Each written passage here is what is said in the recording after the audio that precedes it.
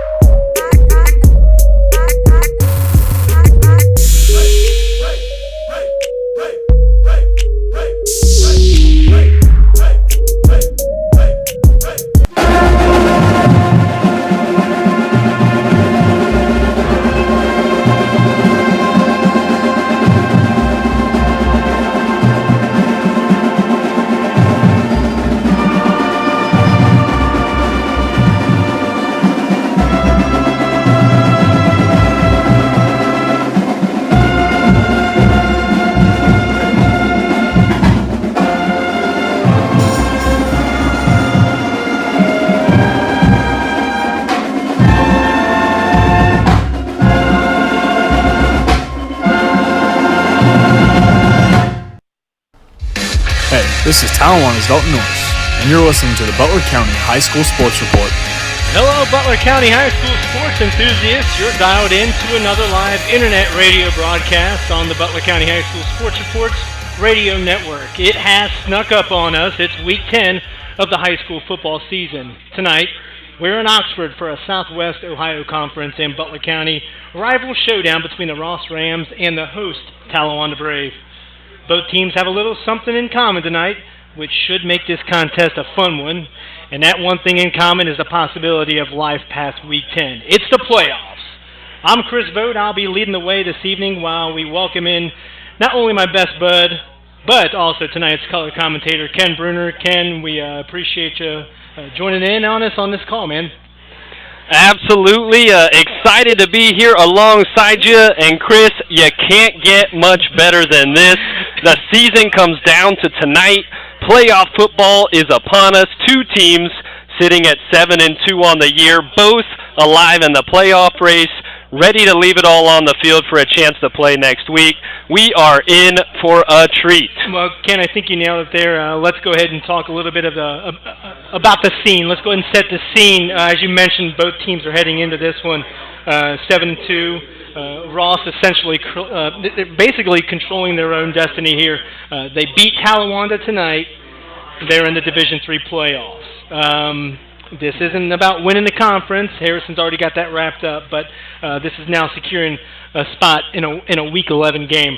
The Talawanda scene is a little different here, but if you're a Braves fan, you have to get the win here. There's no question about that. And then if you get this win tonight, you'll have to do some scoreboard watching as well. Yeah, Chris, pretty straightforward here for Ross. Win and you are in. Talawanda is a bubble team currently on the outside looking in, but they've still got a shot with a big win here tonight. For some of you tuning in tonight, you may not realize high school playoffs is calculated just a little bit differently than the pros or the college rankings, so there's a little bit more to it than just wins and losses. But essentially, each team has a weighted average or a score based on their wins against other teams. So if you're Talawanda tonight, you're looking for a win, and then you're hoping that the teams you have already beat this season also win so that your weighted average goes up. They can jump ahead of Anderson with a win, but the two larger hurdles for them are going to be Little Miami and Winton Woods, who currently sits in that final number 8 spot. They're right in the thick of it, but they may need a little bit of help. Yeah, and Ken, I'm telling you what, if we think about what both teams are putting on the line tonight, this kind of equates to what a Week 10 football game is all about. But before we dive into more, let us take a moment to welcome in some of our sponsors. You're listening to the Butler County High School Sports Reports Radio Network. We'd like to take a moment to thank our sponsors. Performance Toyota, located on Route 4 in Fairfield. Never pay more when you shop Route 4. Performance Toyota. Matandy Steel, a proud supporter of Baden Athletics. Bird's Grill and Bar, our Fan of the Day sponsor. Rick's Tavern and Grill, our gift certificate sponsor. SuccessPhoto.com, professional images of your local student athletes. And Mel's Diner, located in the heart of the village, a proud supporter of New Miami Athletics. Hey, this is Joey Vogt for The Report. One thing we strive to do here at The Report is recognize the local high school student athletes and their accomplishments to the best of our abilities, which is the reason why we partnered up with Performance Toyota and Rick's Tavern to crown a Performer of the Week. We choose a student athlete from each of our coverage area schools from any sports and let family, friends, and your school vote in the Report's Performer of the Week poll on our website. Tell us who you think should be in our Performer of the Week poll, and most importantly, enjoy the rest of the broadcast.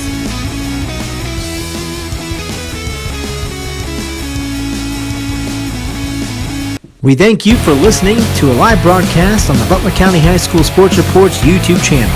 We encourage you to check out our website at www.bchssreport.com for all your local prep sports, results, stories, and student-athlete features. Enjoy the rest of the game. Hey, this is Ross High's Jack Dupree, and you're listening to the Butler County High School Sports Report Radio Network. Welcome back to the Butler County High School Sports Reports Radio Network, where we are live in Oxford for this regular season finale between the Ross Rams and the Talawanda Brave. Like we said before, a lot riding on tonight. Ken, when we put this on our schedule at the beginning of the season, there were some questions of whether or not this was going to serve as one of those games with implications written on it. Talawanda coming off a 2-8 season last year, new coach coming in with Larry Cox, a veteran coach at that, who spent nearly 2 successful decades at Lakota West. Well, Cox has certainly done some wonders with this team. He's turned his ball club around. I mean, there's no question about that. Yeah, no doubt about it, Chris. This team has had a heck of a year and been exciting to watch, led by senior quarterback Adam Crank alongside 2 really strong ball carriers in senior running back Terrell Wills and sophomore standout DeAndre Bothast Rivali. You're likely going to see more of a traditional style offensive attack primarily with the ground game tonight. Crank is going to use his legs in the option and look to occasionally mix in the pass. He's got 55 carries on the season and 70 total pass attempts coming into tonight. But as I mentioned, he gets a ton of production out of Wills and Bothast Rivali, who are both looking to potentially eclipse the 1,000-yard mark for the season with big games here tonight. Wills needs 104 yards, and Bothast Rivali needs just 60 yards to reach that 1,000-yard mark. I'll tell you what, Chris, you can already feel the energy in this place, and I know these fans here tonight have enjoyed watching this team all season long. Oh, I think you nailed it on the nose there in terms of what Talawanda's been able to watch. I think the community's kind of rallied around this. And I think the same thing for Ross. So we're going to go ahead and hit Ross here shortly after this kickoff. And I'll tell you what, it looks like Ross is going to take this kick to start this contest. Ross wearing their white uniforms with, yellow numbers. Might be a little bit of a challenge us reading those numbers at the end of the night. But Talawanda kicking this bad boy off, and they're wearing their gray uniforms with red numbers. Kicking off for Talawanda, we're looking at number 42, and that is, Rolanowski. Yeah, he changed his name there, or his number there. So there's a little pooch kick to start this contest off, and it goes out of bounds, and I don't know if that's kind of a strategic move there, but that's actually kicked right out at the 35-yard line. It looks like Ross is going to take this possession and in some decent field position, Ken. Yeah, good field position here to start the game off. I'm not sure if there was a strategy there to keep it away from the return man, or if they were trying something sneaky and going for the onside kick right out of the gate. But that one went out of bounds here on the near side, a flag on the play. Ross is going to have great field position in order to get things started. Yeah, that's going to put the ball at the 39-yard line. Ross is going to move from right to left on your internet device, whatever you're listening to this day and age. We're going to call C.J. Bowes quite often. He's going to be the man under center. We got the wing T formation with the wide receiver spread out to the right. He takes the ball. He's going to roll out to the right himself. He's going to keep it. Tries to get some running room to the right side, but pushed out of bounds. Looks like it's going to be a no gain, Ken. No gain on that one. Good pursuit on the outside. Talawanda already kind of holding their position. That's going to be a test for him all night tonight. So good pursuit there on the outside. And if I'm looking at numbers correctly, it's Dalton Norris on that tackle. We're going to credit him on that, and we'll call his name quite often. It's going to bring up 2nd down and 9. Thanks for tuning in to the Butler County High School Sports Reports Radio Network. I'm Chris Vogt alongside Ken Brunner for the Southwest Ohio Conference finale. Ken, we're going to see the same formation all day long when it comes to this Ross offense. Handoff up the middle, and it looks like it's going to be Gifford. Yeah, good. Yeah, he's about 5 yards there. Yeah, good handoff right up the middle there. Nice opening there by the offensive line, able to pick up 5. And it's going to bring up a nice short 3rd down for him here to see if they can pick up this 1st down. Well, you always look at Ross, and I think Ross is always content with 5 yards here, 4 yards there, and I think that's what we're going to look at right now. Reaching under the 11-minute mark of this first quarter here, if you just tuned in. Man in motion behind C.J. Bose. He's going to take it himself and get himself about 5, maybe say 4 yards there, Ken, and he may be short. Yeah, that one's going to be close. They went with the option read there. C.J. Bose opted to keep it and slid to the outside, and it's going to be right on the line mark. It sounds like it's going to be just about a yard short, so they're going to be trying to, let's see what they're going to do here. Looks like they might be going for it. I think it's week 10. You're going up against the Butler County rival. Yeah, you're going for it on this bad boy. So it's going to be 4th down and 1 at the Ross 48. C.J. Bose under center, a little bit of motion there. Hand off to Gifford, and he's going to go ahead and take that. That's a no-brainer when it's Gifford. He's got himself a 1st down. That's about a 3-yard gain. Plunge up the middle. Yeah, right up the middle there. There was no sneak or anything on that play. It was we're going to line up and we're going to push you off the ball. And Ross got great movement from their offensive line, pushing everybody forward. Gifford was able to pick up about 3 and easily picked up that 1st down. That's going to mark the ball at the Talawanda 49. Ross starting off typically how they would in a contest with that offense they've got of theirs. Again, we're looking at 2 men spread out to the right. Single man backfield is Gifford. Bose under center. A lot of movement on the Ross offense there, but Bose is going to turn around and he's going to go ahead and take it himself. That's going to be a 3-yard gain. A little bit of a rollout for the QB. Like we said, 3 yards there. Yeah, Bose with the quarterback keeper, and he had a lead blocker there that came. Gifford went out in front of him as the lead blocker in order to take out the defensive end, and with that he was able to pick up just about 3 yards, it looked like, on the quarterback keeper. Well, when you got Gifford leading the way there, I think you're going to be set for at least 3 or 4 yards. He's a big guy.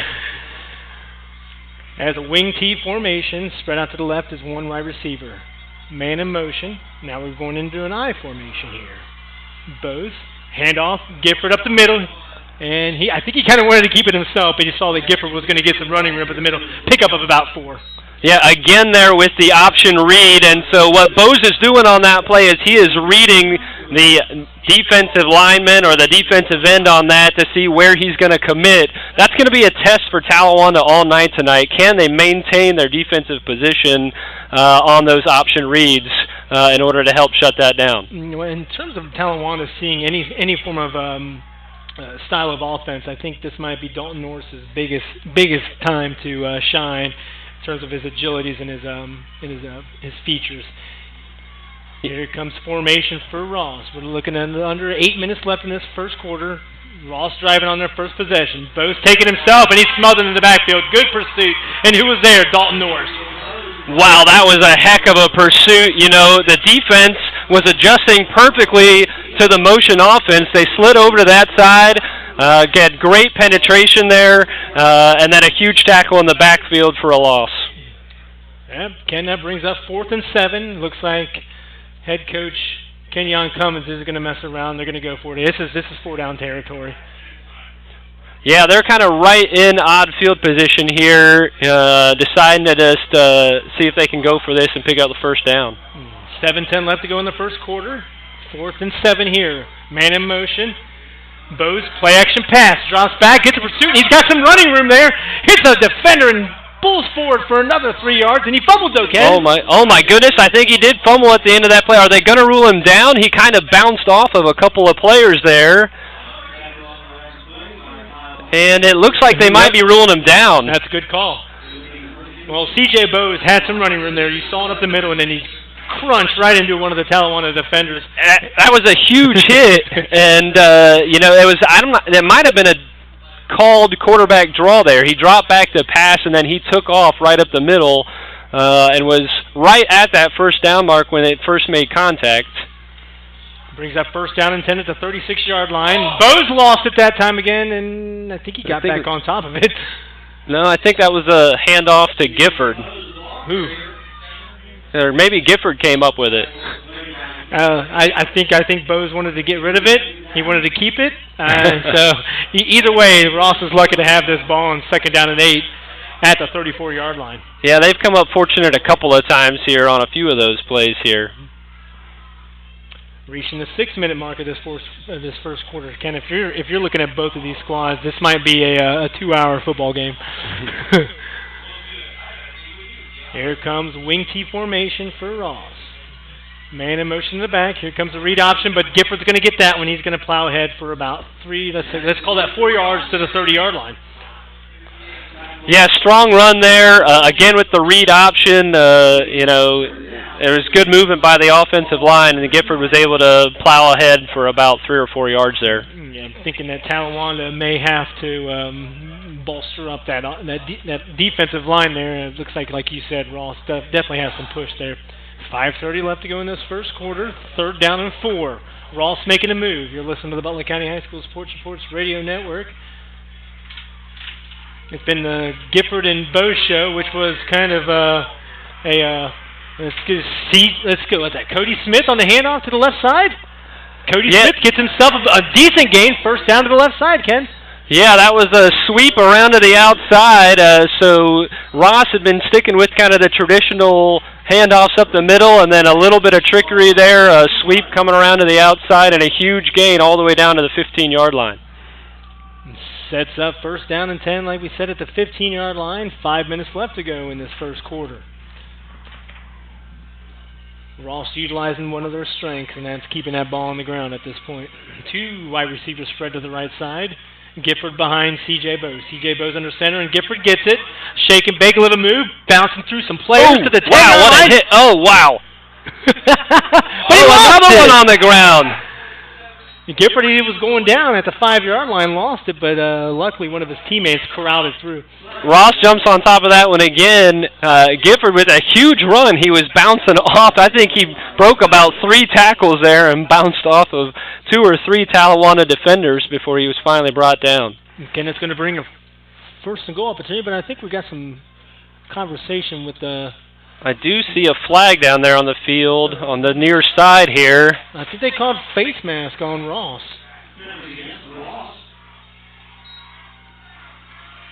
Yeah, they're calling that a face mask on Ross. If you're Kenyon Cummins, that's going to be a drive stopper right there. You don't want to see that. Yeah, tough in this high-running offense to get behind the chains. That's going to take them all the way back to the 20, so they're going to have probably 15 yards here. Yep. First and 15, it looks like. Reaching the 4:30 mark of this first quarter.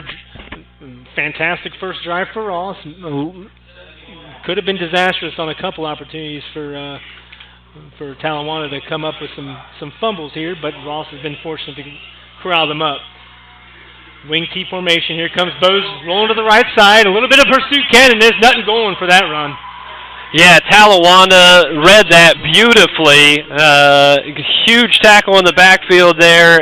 They immediately crashed down the outside in order to stop Bowes from getting to the outside, and a big tackle in the backfield. That looks like it's going to bring up second down and 17 at the Talawanda 22 on this first drive of the contest. 3:40 left to go in this first. Ross is going to try and milk this entire first quarter clock, Ken. It has been a heck of a drive, but going to be tough to pick up the first down here. Man in motion. Cross handoff up the middle. To Bolden. Nice room. Bolden, touchdown Ross, Ken. Oh, my goodness, what a play by Bolden there. Looked like C.J. Bose started to roll to the outside, flipped it back to Bolden, who came back on the near side almost in a counter type of play.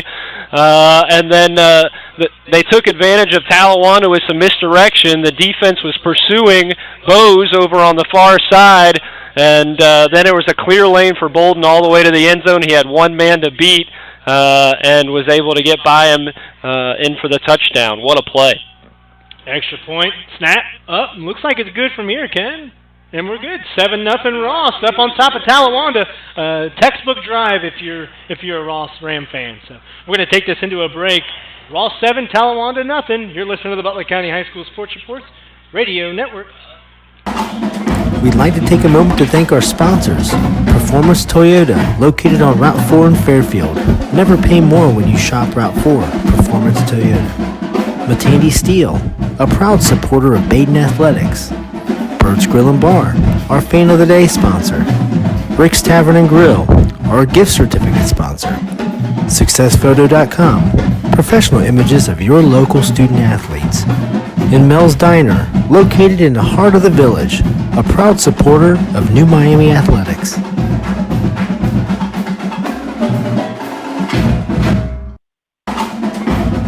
Hey, this is Joey Vogt for The Report. One thing we strive to do here at The Report is recognize the local high school student athletes and their accomplishments to the best of our abilities, which is the reason why we partnered up with Performance Toyota and Rick's Tavern to crown a Performer of the Week. We choose a student athlete from each of our coverage area schools from any... Hey, this is Talawanda's Dalton Norris, and you're listening to the Butler County High School Sports Report. Welcome back to Oxford. It's Ross striking first on a lengthy drive. Took about, you're looking at 8 minutes and 40 seconds off that clock, Ken, and Ross is going to be lined up to kick this kick off to Talawanda. And Talawanda's going to get the ball for the first time. Yeah, that was a heck of a drive by Ross. Just thorough all the way through. Some great running plays, some misdirection. Talawanda seemed to start to get a beat on some of that, and then the over-pursuit might have cost them there at the end. Right. Well, that opening kickoff goes to Luke Richardson, and kind of a short pooch kick, a little squibber. Talawanda recovers that. Richardson brings it up to about the 35-yard line, and that's where Talawanda is going to start their first drive. At the 34. I know we're going to try and hit a lot of things in terms of Talawanda. I mean, Talawanda's... we already hit Talawanda, in the pregame. We're going to talk a little bit about Ross here shortly, but handoff up the middle, and that's going to be about a 3-yard gain. That was Bovas Reveille. Yeah, probably a good start for them. Keep it simple. Let's relax. Ross just scored. Get these first few plays out of the way. See if we can pick up a first down and then move from there. Last time we were up here, we saw Talawanda take care of Baden, and I tell you what, it was on the arm of, actually on the legs of Adam Crank, but he was making fantastic reads. Reveille up the middle. Pardon me, that was Terrell Wills gets himself a fantastic run up the middle. That's going to be a first down at the 50-yard line for Talawanda. What a huge run there by Wills. He shook off 2 tacklers and ran through one, and that is going to wake up the Ross defense for sure, because that was a heck of a run, and that was a statement right there. Brings up first down and 10 at the 50-yard line. Can't get more 50-yard line than that right there. Hitting the 2:20 mark of this first quarter. Tom Snape laughing at me over here. Terrell Wills makes a little bit of a bounce-off call, stiff arm, but the pursuit of Ross is going to prevent him from getting more than 3 yards on that one. Yeah, that was Ethan Mills on the stop there. He tried to run up the middle. It was closed off and decided to bounce it to the outside, and I think he was able to pick up about 2 yards. He did a nice job of bouncing it out there when it got closed in the center, but good pursuit by Ross in order to force him out of bounds. Officially across the 50-yard line into Ross territory at the 48-yard line. 1:47 to go in this first quarter. It's Ross 7, Talawanda nothing. If you're just tuning in, Ross had a fantastic 7-minute, 40-minute drive to milk a lot of this first quarter clock. Toss, DeAndre Bovas Reveille takes the toss and gets down to the 45-yard line. Nothing but a 3-yard gain there. A good 3-yard gain. I mean, that was a good solid run. It looked like he had a couple of lead blockers. Maybe Kyle Campbell was out there in front in order to provide a little bit of a gain and a little bit of running room there. Let's see if they can pick up this 3rd down with 5 to go. Anytime you're going to see a 3rd down and 5 in this game, I'm going to call it a big 3rd down and 5 situation. Sure. Absolutely. Placed at the 45-yard line of Ross. Here comes a full house backfield. This is the old school style of football right here. Adam Crank under center. Who's going to get it? That's a crossbuck play, and that was a handoff up the middle. Couldn't catch the name up there, and we're going to go ahead and grab about a 1-yard gain on that. That was Bobass Reveille. Yeah, that was not much going there. The Ross defense was all over it. You actually saw their linebackers kind of slide up into those key holes in the middle. I think that was Ethan Mills again that slid into the hole where the designated run was supposed to go. They weren't able to pick up much, I think only a yard. Yeah, and I think Larry Cox is going to play it safe here, maybe pin Ross back and play a little bit of defense here, be safe, and looks like they've got Evan Keebler out to make this punt attempt. And it's winding down to this first quarter clock here. And this will be the last play of the first quarter. Pretty good punt. Yeah, back to return is number 24, Casey Redemeyer. And that's going to be down at the 10-yard line, Ken. And that's going to take us into second quarter. Ross 7, Talawanda nothing. You're listening to the Butler County High School Sports Reports Radio Network. We'd like to take a moment to thank our sponsors. Performance Toyota, located on Route 4 in Fairfield. Never pay more when you shop Route 4. Performance Toyota. Matandy Steel, a proud supporter of Baden Athletics. Bird's Grill and Bar, our Fan of the Day sponsor. Rick's Tavern and Grill, our gift certificate sponsor. SuccessPhoto.com, professional images of your local student athletes. And Mel's Diner, located in the heart of the village, a proud supporter of New Miami Athletics. Hey, this is Joey Vogt for The Report. One thing we strive to do here at The Report is recognize the local high school student athletes and their accomplishments to the best of our abilities, which is the reason why we partnered up with Performance Toyota and Rick's Tavern to crown a Performer of the Week. We choose a student athlete from each of our coverage area schools from any sports and let family, friends, and your school vote in the Report's Performer of the Week poll on our website. Tell us who you think should be in our Performer of the Week poll. Hey, this is Talawanda's Dalton Norris, and you're listening to the Butler County High School Sports Report. Welcome back to Oxford. It is 7-0 Ross over Talawanda after the first quarter here. And we're going to go ahead and try and get into a little bit of Kenyon Cummins and company over here at Ross. We'll talk about some of their featured backs, some of their featured defensive standouts. And that's a oh my goodness! Wow, he could be gone. There he goes. I don't know if he's going to get caught. 30, 20. 10-5 touchdown Ross. Humongous play. Wow, coming right out of the break here. First play of the second quarter. They go right back to the play that they just scored on.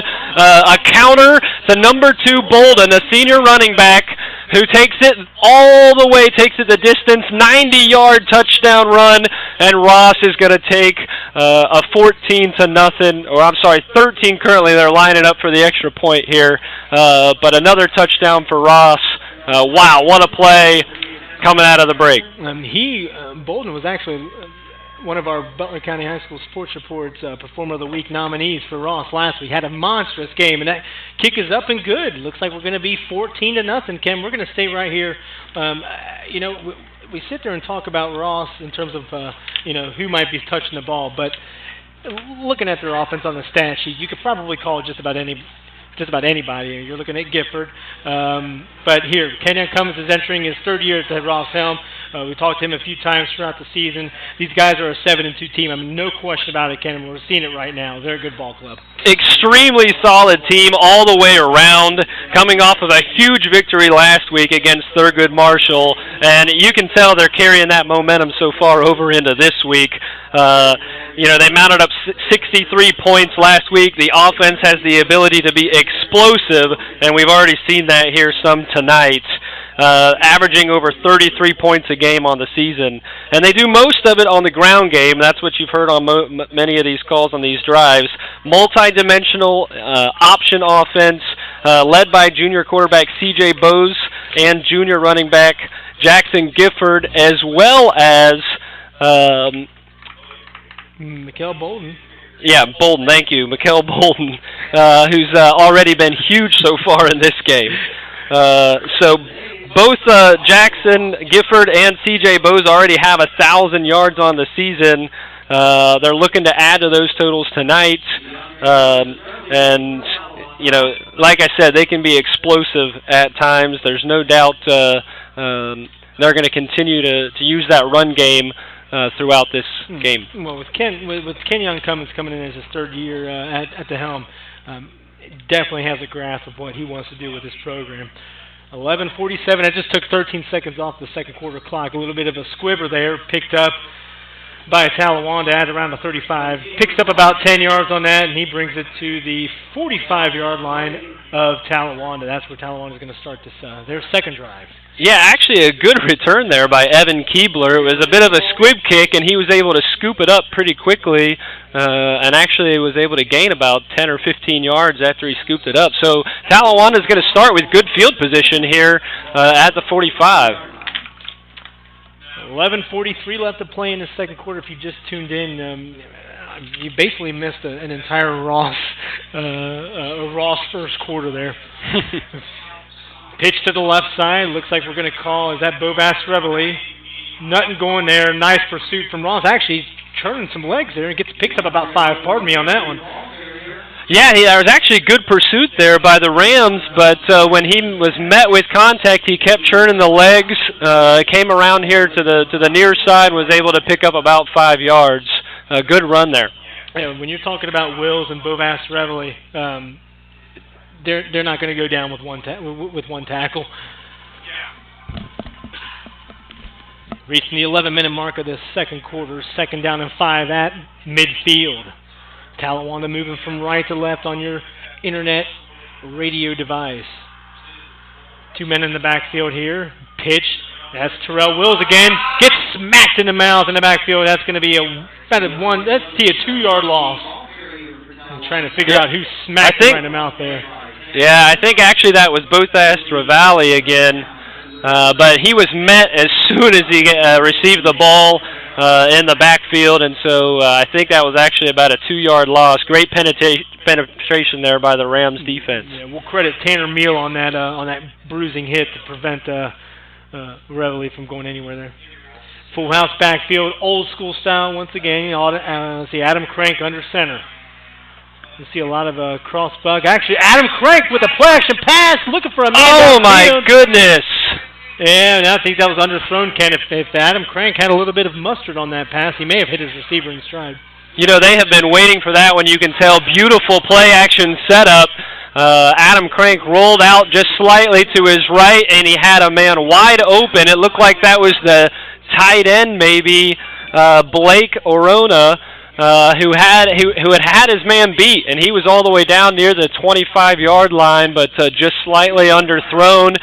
He wasn't able to make the correction and come back to make that catch. It looks like it's going to be a punt formation. Larry Cox isn't going to mess around here again. You're giving a hot Ross offense the ball, Ken, on a 4th and 7 situation here at midfield. A lot of pursuit from that punt rush. Fair catch by number 24, and that's Casey Redemeyer. Yeah. He catches it. Yeah, we'll see how the Talawanda defense responds here after a big quick hitter on the last drive by the Rams. Let's hope they can keep their calm. They're going to be hot offense here with the Rams, so let's see if they can kind of hold their positions and get a stop here. Let's go ahead and run through the action around the county at the moment. The New Miami and Lockland is squaring off in Lockland. It's going to be basically a Miami Valley Conference Grade Division clincher here.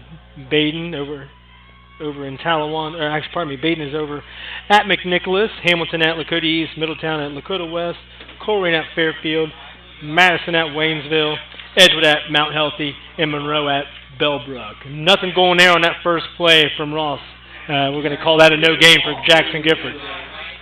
Yeah, huge stop there on first down. Looked like the tackle there for Talawanda got good penetration, was able to stuff the ball carrier in the backfield there. Reaching under the 10-minute mark of this second quarter, and quite frankly, it's been all Ross from this moment if you're just tuning in here. One wide receiver split out to the right. Wing T formation here for the Ross Rams. Handoff up the middle to 21. That's Jackson Gifford. Jackson Gifford just taking a couple people with him for about, let's see, a 5-yard gain there. Yeah, he got really good push from his offensive line there on the left side. It looked like the guard there may have even gotten to the second level to get a block against the linebacker. So he was able to get a good push. He followed his blockers and had a nice gain. Well, when you're sitting there telling us that a guard is making it to the linebackers on those blocks, that says something about what Ross's offensive line is doing at this moment. Reaching under the 9-minute mark of this second quarter, 3rd down and 3 for Ross. Like we were talking about, if Ross gets 3 4-yard gains, I think you're happy Kenyon Cummins. Man in motion, that's number 2, Bolden. But it looks like Bose is going to take it for a first down, brings it to the 35 yards, Kenny. Yeah, another wrinkle in this offense. Looked like that was a triple option that time, and so Bose had a couple of options there, elected to go with the keeper, and so he could have handed it off up the middle. He bounces around to the outside, and he actually had Gifford there on the toss if he wanted, but he elected to keep it, and he picks up the first down. Spotting that ball at the 35-yard line of Ross. Closing in on 8 minutes left to go in this second quarter. We'll run down some scores as they're coming in. A lot of important contests from around the county here. We'll try and feed you some info regarding that. It looks like Bose is going to take a QB keeper sweep to the left side, and he'll pick up about 3 yards there to the 38-yard line. Yeah, actually, Talawanda made a nice last-second adjustment. The linebacker came up and cued his defensive line. It looked like they had a decent beat on that play, and so they were able to get over to that far side and, for the most part, make a stop over there. That brings up 2nd down and 6. Ball marked at the 39-yard line of Ross. And Ross is just going to play plugging away. They're just going to keep plugging away at this Talawanda defense, as we've been seeing here the last 2 possessions. Wing T formation, man in motion. That's Bolden. But Bose fumbles he puts it down on the ground. Oh, my gosh. It's bounced play. It's picked up. It's scooped up. He could score. It's going to be close. Touchdown. Talawanda. Ken, we got to figure out who swiped that up. I tell you what, Bose trying to get that handoff off. Couldn't make a connection with one of his running backs. Gets punched. Ball bounces everywhere. Kind of, I think Ross ended up trying to scoop that up. Yeah, Ross tried to scoop it up, but wasn't able to corral it. And I couldn't quite tell who it was that scooped it up and ran it all the way in. We got Tyler Teeters is going to be credited with that. Tyler Teeters. We're going to give mad props to Tom Snape of WMOH for hooking us up. He's got the eyes and the ears. You know, that is something we're going to have to pay attention to all night. That is the 4th time that the Rams have put the ball on the ground. They were able to end up corralling the first 3 earlier on that first drive. That one gets away from them, and it's costly.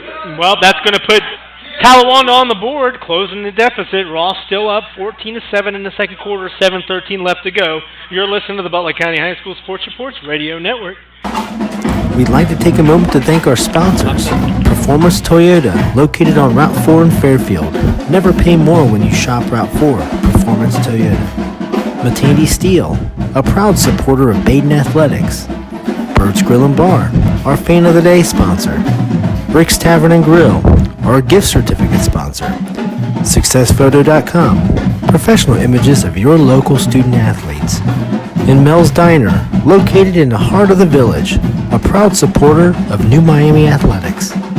We thank you for listening to a live broadcast on the Butler County High School Sports Reports YouTube channel. We encourage you to check out our website at www.bchssreport.com for all your local prep sports, results, stories, and student-athlete features. Enjoy the rest of the game.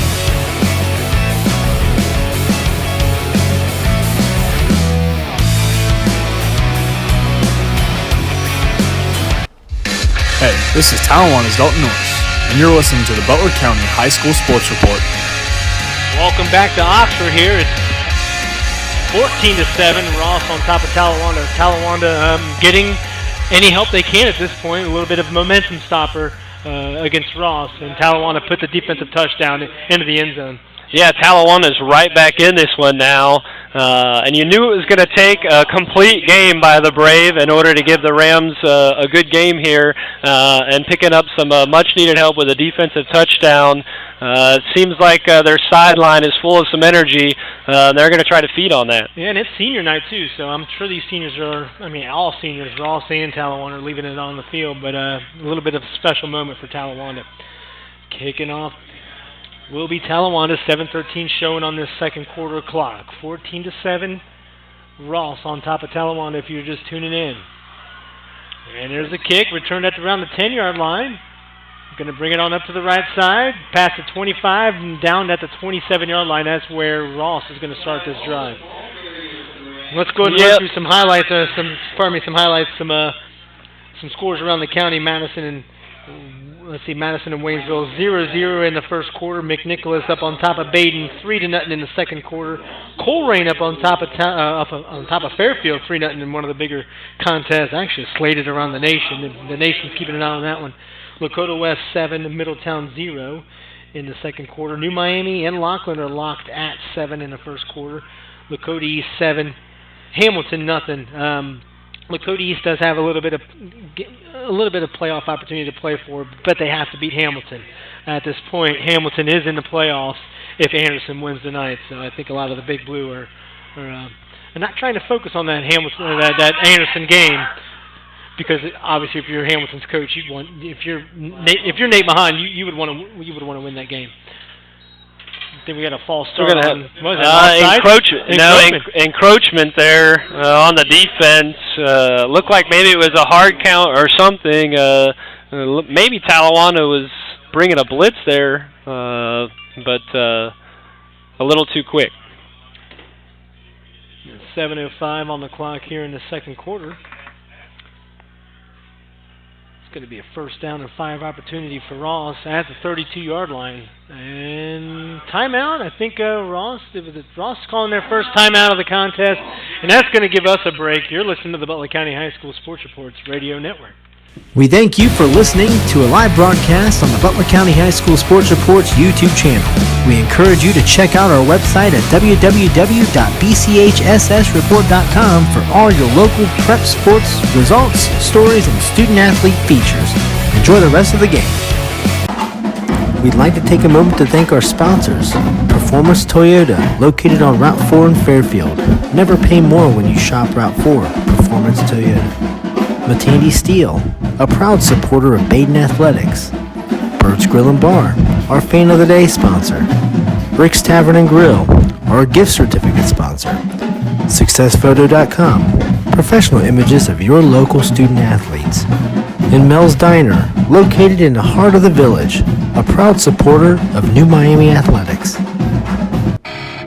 Hey, this is Ross High's Jack Dupree, and you're listening to the Butler County High School Sports Report Radio Network. Welcome back to Oxford. It's 14-7.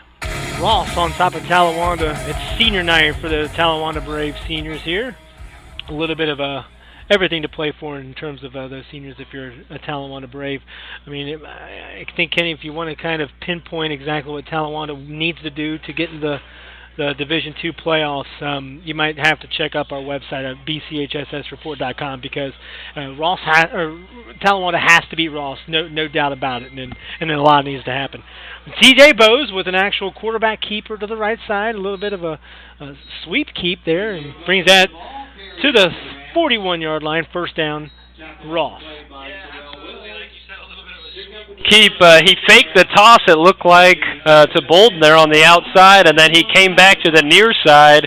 Again, it looks like they're trying to take advantage of some over-pursuit of the Talawanda defense, and he's able to pick up the first down on that. And looks like a lot of these plays from Bose are just starting out to be keepers anyway. It's like some of them, he's not even looking for a read option there. Yeah, he's their leading ball carrier for the season, and they run a lot of that option offense.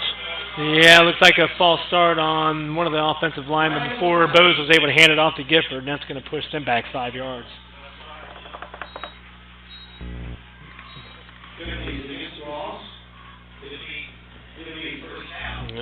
First down and 15. That's going to bring the ball back to the 36-yard line. That's where Ross is going to take this 1st and 15 play.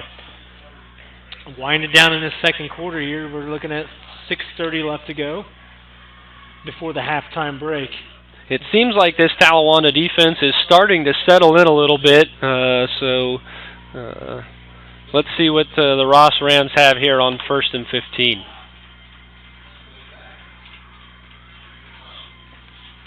All right.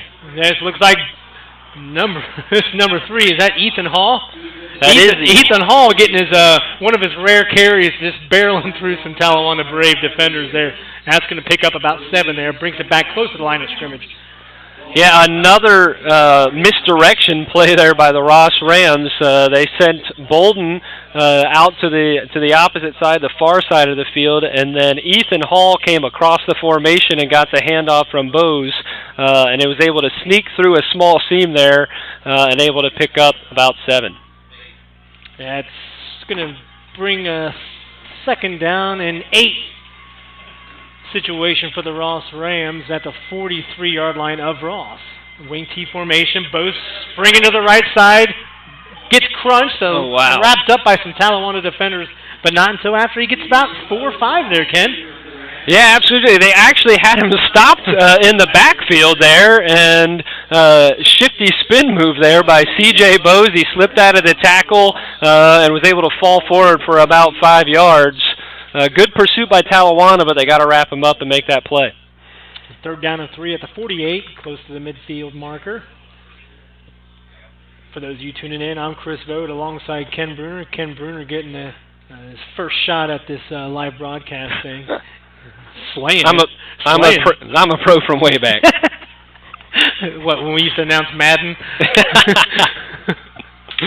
3rd down and 3 at the 48-yard line. Ross wing T formation. Here comes the option offense, but Bose is going to take it himself. It looks like he's going to use some of those running backs. You got Gifford, you've got Ethan Hall. There's a flag on the play after Bose picks up about 6 on that for a 1st down.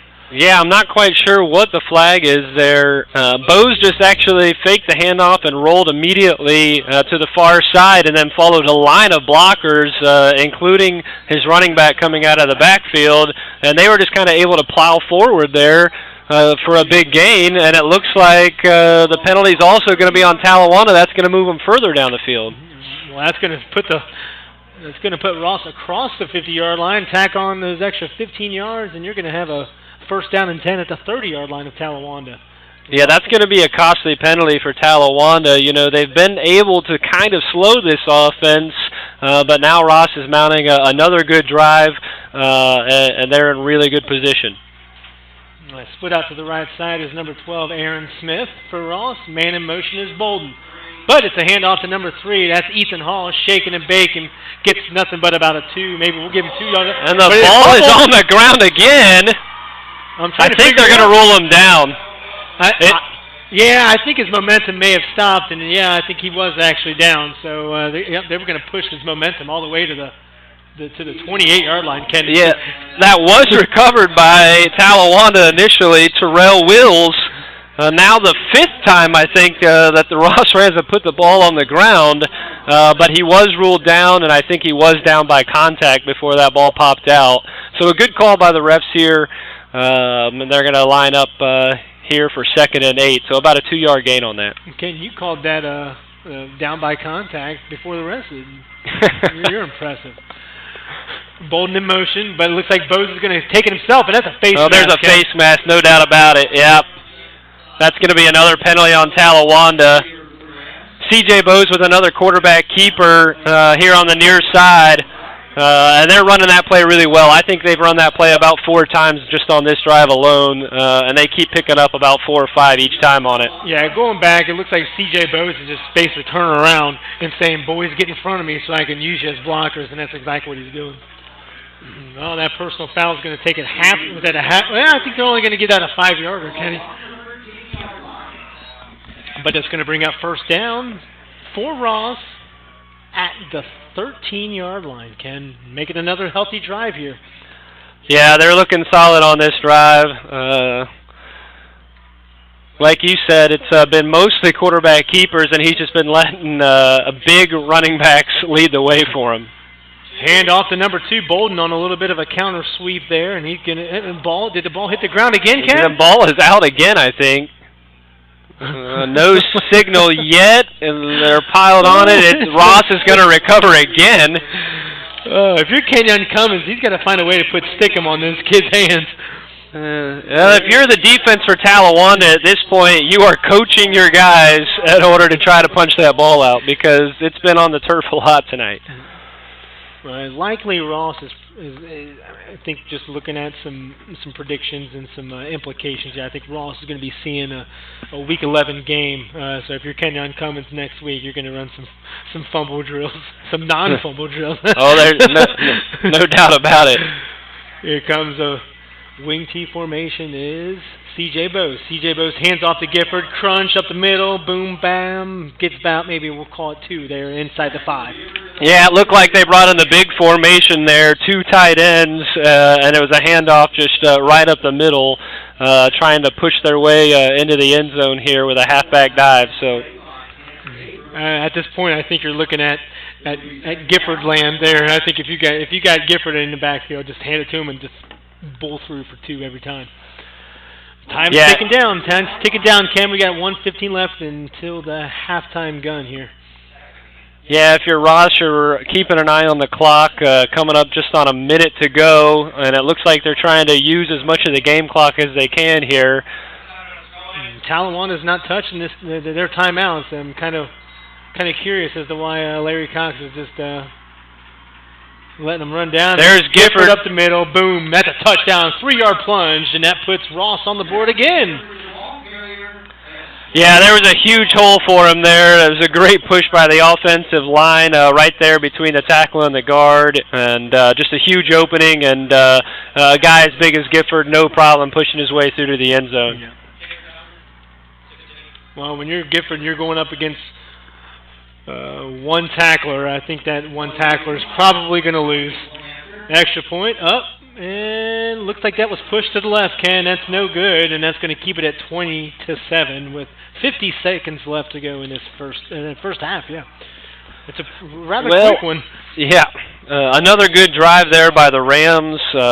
Solid running game, a little bit of misdirection. They've got to be mindful of the fact that they put the ball on the ground a few times, but overall, another good drive. Let's see how Talawanda responds here. The offense needs to come out and mount a little bit of a drive, give that defense a bit of a rest. Only 50 seconds left in the half, but maybe they can get something going, build on some momentum. Even if they pick up a first down or 2 here, it would feel good going into the half. Oh, for sure. Well, if you're Larry Cox, I think Larry Cox is going to have a little something cooked up in the second half to get them boys back in a little bit of a momentum-esque type of situation here for Talawanda. Yep. Looking at what New Miami has to do against Laughlin, New Miami is reeling with their best team in New Miami history. They're ranked 5th in the state in Division 7. They've clinched a playoff berth and is looking to wrap up the number 1 seed in Division 7, Region 28, as well as the Miami Valley Conference Great Division. Baden, on the other hand, Baden with the win. Actually, they actually clinched it last night, so we were able to inform everybody last night that with Hughes losing last night, Baden clinched themselves a playoff spot. We'll go through some other playoff scenarios here in layman's terms. We're not going to go through the SAC report listing of ways people can get into the playoffs. But here's a kick to Talawanda, and that's going to bring the ball to the 40. But, oh gosh, I'm trying to figure out who that is. That was Kyle. Through. Yeah, that was Kyle Campbell. Another little squib kick. I think Ross might be just trying to keep it away from Bothasra Valley. So a squib kick up the middle. Kyle Campbell fielded that. And returned it for a little ways before he broke a couple of tackles there. It was tough to bring him down before he finally came down right around the 43, it looks like. There is a flag on the play, so Yeah, Ken, I think we're looking at Clayton Deathridge, number 33. He had a little bit of a confrontation with one of the Ross players. I think he tossed him down pretty rough, and I'd say maybe 5 seconds after that play was called, the whistle was already called, and they're pushing Talawanda back as a result. Talawanda is going to be placed at the 27-yard line of their own with 42 seconds left. Hey, you've got 3 timeouts. If you're Larry Cox, 42 seconds is enough to do a little something with 3 timeouts. So we will see what Talawanda can do as this second quarter winds down. Seems like there's a little bit of question here. The refs are going to discuss this. Were they looking at exactly what... Looks like there's a discussion on the spot of the ball. Yeah, Larry Cox is staking his claim there. Well, as they're chatting that out, we're going to go ahead and inform you that Baden is up on top of McNicholas, 10-3. Lakota West on top of Middletown, 21-6. Those are all in the second quarter.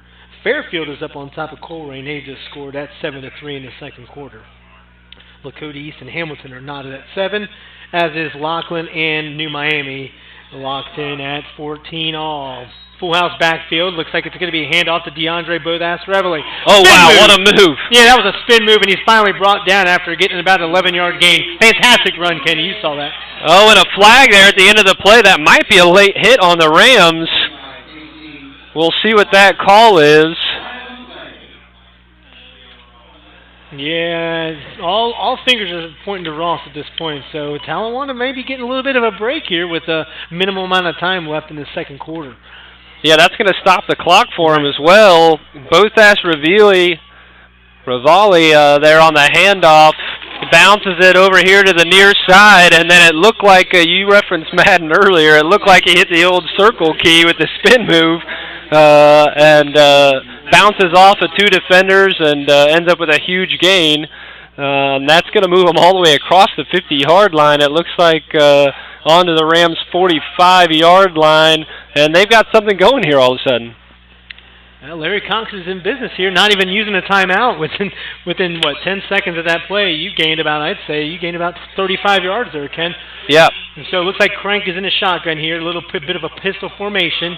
Hand off to Terrell Wills. He's going to get nothing, maybe a loss of 1 on that since we were in the shotgun. Yeah, pistol formation there. They tried to sneak something up the middle, and it looked like it was number 39, Bryson Baston, on the stop, was able to crash in there and make a nice stop for the Ross Rams. Well, 23 seconds left to go in the second quarter. It's Ross up on top of Talawanda. We'll take a quick break as you're listening to the Butler County High School Sports Reports Radio Network. We thank you for listening to a live broadcast on the Butler County High School Sports Reports YouTube channel. We encourage you to check out our website at www.bchssreport.com for all your local prep sports, results, stories, and student-athlete features. Enjoy the rest of the game.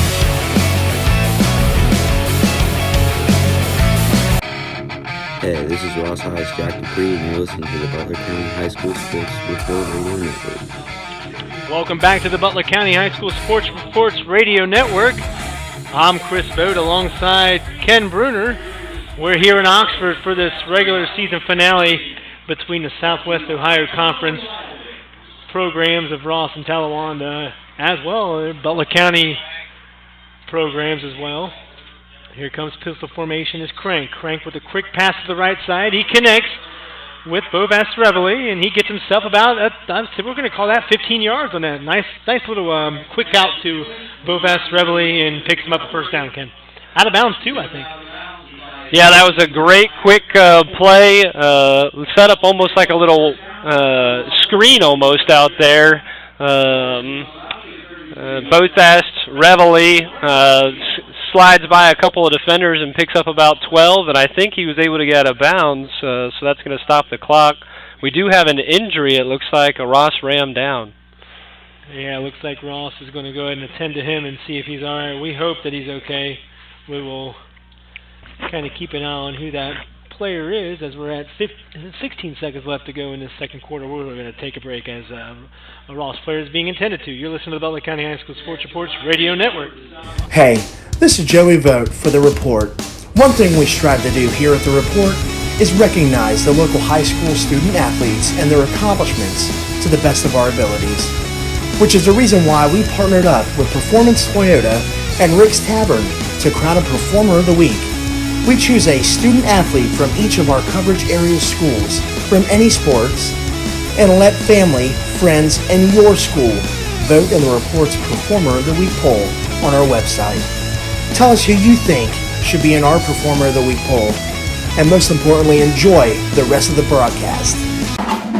We'd like to take a moment to thank our sponsors. Performance Toyota, located on Route 4 in Fairfield. Never pay more when you shop Route 4. Performance Toyota. Matandy Steel, a proud supporter of Baden Athletics. Bird's Grill and Bar, our Fan of the Day sponsor. Rick's Tavern and Grill, our gift certificate sponsor. SuccessPhoto.com, professional images of your local student athletes. And Mel's Diner, located in the heart of the village, a proud supporter of New Miami Athletics. We thank you for listening to a live broadcast on the Butler County High School Sports Report's YouTube channel. We encourage you to check out our website at www.bchssreport.com for all your local prep sports, results, stories, and student athlete features. Enjoy the rest of the game.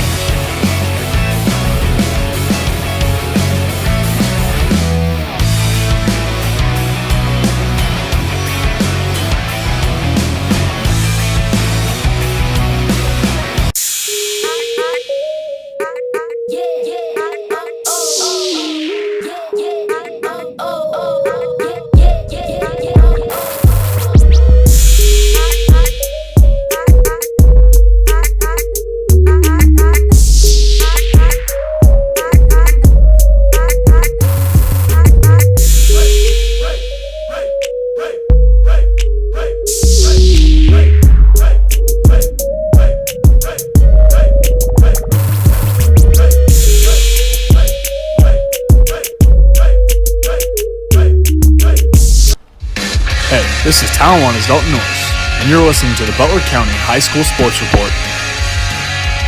Well, after the break there, that was Michael Sizemore, a Ross High senior who was helped off the field. We hope that he's okay. And Adam Crank rolls out after a shotgun, and he tosses that to an intended receiver. That was for Kenny Allen there, but he incomplete there. Yeah, he rolled over here, rolled outside the pocket to the near side, designated rollout. They were looking to pick up a big gain on the pass there, and he just left that pass a little bit outside, and it landed out of bounds.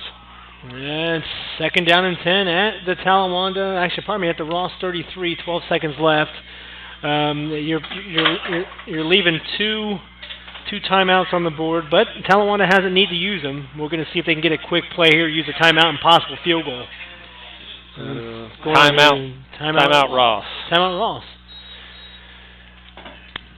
Timeout Ross, and we're going to go ahead and we'll go and keep it here. We're going to see if we can kind of pinpoint exactly what some of these teams need to do in terms of life past Week 10. I know one of the games that we were kind of worried about talking about was this one, just because there's so much that Talawanda would have to kind of wish for. It's like a wish list in the middle of November here. But starting with Talawanda first, they've got to win it regardless. Yeah, Talawanda definitely needs a win out of the gate here tonight. And then they've got several teams that they would need to climb ahead of. Right now they're sitting in the 11th spot. They need to get up to that 8th spot. So they need some help with some victories from some other teams tonight, and they need a few others in front of them to potentially lose in order to climb up there. We mentioned earlier they can hurdle Winton Woods by overcoming a 12-point deficit in the standings at second-level points. Winton Woods is actually off tonight. They only have a 9-game season, which helps them in the points category, but it also means that Winton Woods won't get a win. Right. So looks like we're back at it, so I'm going to turn it back over to you. Thanks, Colin. We've got Adam Crank in the shotgun. He drops back, and next to the top. Oh, my goodness, it's picked. Picked up by number 24, Casey Redemeyer, and he's taking it to the left sideline, and he's going to cross the 50-yard line. Ken, that pass from Adam Crank was intended for Bovas Reveille, who was streaking down the middle, and I don't think Bovas Reveille saw that coming, and then Redemeyer snatched it, takes it across 50-yard line, and that's going to close out the second quarter. Yeah, Casey Redemeyer read that beautifully. Yep. He was kind of playing center fielder back there, and he actually leads the conference this year in interceptions, and so no surprise to be calling his name. He's already got 3 on the season, make that number 4, and so he ends the Talawanda drive with a pick there to take it into halftime. Well, we're going to go ahead and take it into halftime as well. You're listening to the Butler County High School Sports Reports Radio Network. Ross 20, Talawanda 7. Stay with us. Got a little bit of a fun-filled halftime show with Tom Snape of WMOH. We thank you for listening to a live broadcast on the Butler County High School Sports Reports YouTube channel. We encourage you to check out our website at www.bchssreport.com for all your local prep sports results, stories, and student-athlete features. Enjoy the rest of the game. We'd like to take a moment to thank our sponsors.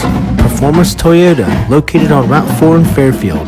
Never pay more when you shop Route 4. Performance Toyota. Matandy Steel, a proud supporter of Baden Athletics. Bird's Grill and Bar, our Fan of the Day sponsor. Rick's Tavern and Grill, our gift certificate sponsor.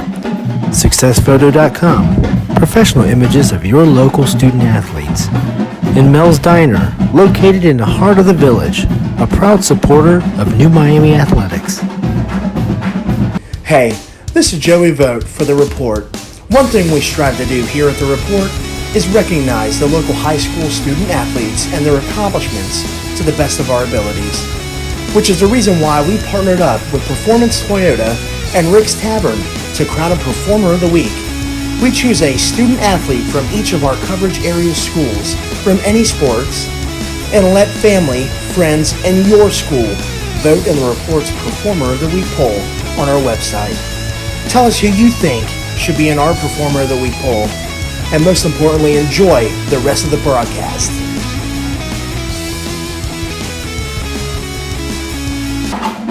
We'd like to take a moment to thank our sponsors. Performance Toyota, located on Route 4 in Fairfield. Never pay more when you shop Route 4. Performance Toyota. Matandy Steel, a proud supporter of Baden Athletics. Bird's Grill and Bar, our Fan of the Day sponsor. Rick's Tavern and Grill, our gift certificate sponsor. SuccessPhoto.com, professional images of your local student athletes. And Mel's Diner, located in the heart of the village, a proud supporter of New Miami Athletics.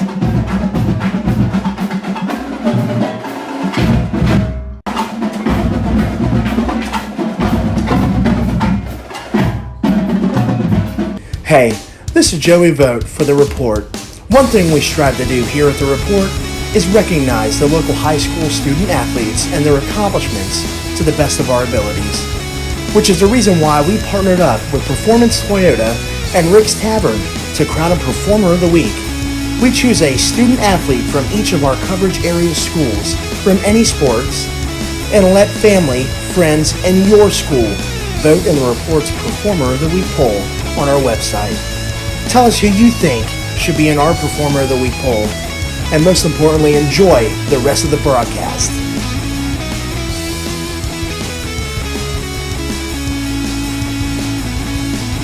Never pay more when you shop Route 4. Performance Toyota.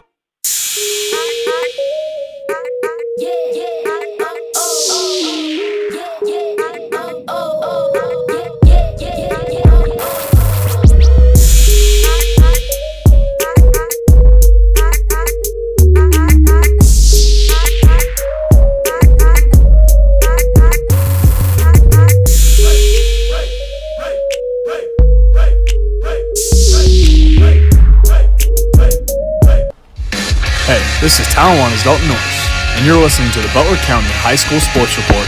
Welcome back to Oxford. It's 20-7. Talawanda is trailing Ross. I am joined with Tom Snape of WMOH. Tom, I think we connected, 2 times or maybe I think it might have been 3 times earlier this year. 2 times, 3 times, who's counting? There it is, right. But either way, every time you joined us at halftime, it's always been a treat to kind of talk about the first half and what we were able to see. And from the looks of it, Ross has been able to do some damage in terms of their running game, which was going to be a no-brainer there. Yeah, absolutely. They run that wing tee, and of course also running a lot of misdirection that's caused Talawanda some problems. However, they've got to be able to hang on to the ball. I mean, the only Talawanda points of the night coming on a scoop and score from 20 yards out by Tyler Teeters, but they've been fortunate in recovering most of the fumbles. However, they've also been aided by several crucial Talawanda penalties that have kept some of their drives alive, and thus that's where we're at, 20-7, Ross on top at halftime. Well, and all right, so I'm looking at it this way. When we're going from Ross, we're going to talk about Talawanda here. You got your Larry Cox. It's senior night. A lot has to happen for them to have life past Week 10. Number one, they've got to win this. What's this second half going to look like for Talawanda? I'd imagine that they're not going to see a lot of punts in the fourth quarter, or on fourth downs and in the second half. No, absolutely. I think every drive, because it's your season, I mean, obviously Talawanda, they have to win and then get a whole ton of help along the way to advance to the Division II Region 8 playoffs. However, I think every down, it's got to be fourth down territory all the way. I mean, you're right, Chris. They're not going to see a lot of punts from the Brave in the second half. I mean, if they're within sniffing distance of midfield, every down's it's going to be four down territory all the way. You were able to catch, we were talking about prior to kickoff here, Tom, that you've caught all of Talawanda's home games? Yes. That's got to be pretty cool to kind of focus in on a Butler County team as much as you have this year. Talk about what Talawanda's been like. Just a probably special group to watch coming in with a new head coach in terms of the storied past that Coach Larry Cox has had over where he was at Lakota West. Oh, absolutely, Chris. And this is a team that, as you mentioned, went 2-8 last year, 5-35 over the last 4 years. So yeah, they've been able to turn things around, and I think that they're a lot more aggressive. They're flying toward the ball on defense, and I'll tell you what, they had Terrell Wills, the senior, but DeAndre Bothas-Reveley at the beginning of the season came from virtually nowhere, and a couple of potentially 1,000-yard rushers on the Talawanda team this year, whereas Ross already has a 1,000, a couple of 1,000-yard rushers on the season. Right. Well, and I'm telling you what. Well, we're naming Bothas-Reveley. He won Performer of the Week nominee. He was a nominee, and he was voted Butler County High School Sports Report Performer of the Week. We get to present him with a gift certificate to Rick's Tavern and the Grill over here once this contest is completed. But just a pleasure to keep up with in terms of what they've been able to do with this Talawanda program. Yeah, and of course, Bothas-Reveley needing 60 yards to reach the 1,000-yard plateau for the season. Will's needing 106, whereas Jackson Gifford and C.J. Bowes already in the 1,000-yard club for the season. And I did get to see Ross a couple of weeks ago when they were at home against Little Miami. That was a game they should have won, but Little Miami came back and scored 17 unanswered points in the second half, and there was some sloppy tackling. And I think that Corey Cummins had a come-to-Jesus moment with his team heading into practice because they laid the wood to Thurgood Marshall out of the Dayton City League last week, 63-12 on senior night. And, of course, they've got a lot to play for tonight, as obviously both teams really do. But Ross is a little bit closer to the Division III Region 12 playoff picture. So, I mean, they're right on the doorstep, of course, being eighth going into this week. So, obviously a lot at stake. It's going to be an interesting second half. And see what transpires here tonight at the Marvin Wilhelm Athletic Complex. Fantastic. Well, Tom, we appreciate you giving us your little bit of a tidbit. It's always nice to get another perspective from another set of eyes. So we appreciate you hopping on with us. Well, Chris, thanks for having me throughout the year this year. Absolutely. Well, we'll be at New Miami. I don't know if you're going to be there at New Miami on Saturday to catch New Miami's home playoff game, which should be exciting. So. Yes. But, hey, Tom, appreciate it, and we'll chat with you later. Enjoy the rest of the game. All right. Thank you, too, Chris. That was Tom Snape of WMOH. We want to thank him for joining us again. We got about 11 minutes until this second quarter's until the second half is going to be kicking off here. 20-7, Ross on top of Talawanda. You're listening to the Butler County High School Sports Reports Radio Network. We thank you for listening to a live broadcast on the Butler County High School Sports Reports YouTube channel. We encourage you to check out our website at www.bchssreport.com for all your local prep sports results, stories, and student-athlete features. Enjoy the rest of the game.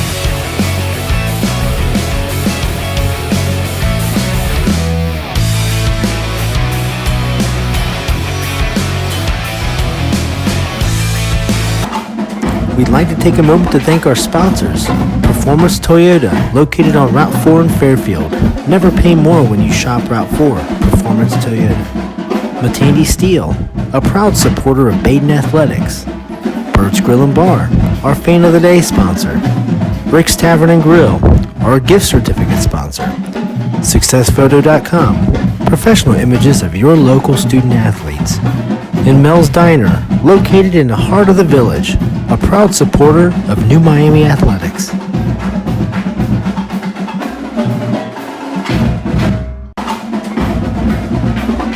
Hey, this is Joey Vogt for The Report.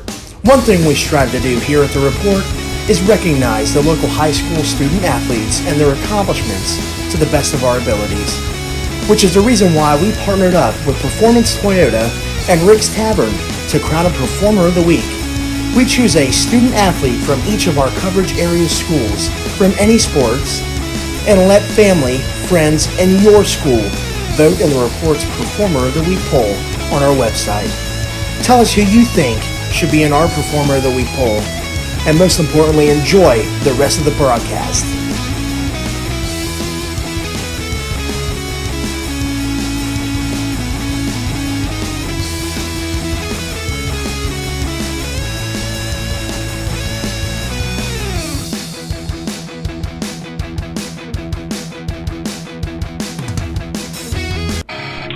Hey, this is Ross High's Jack Dupree, and you're listening to the Butler County High School Sports Report Radio Network.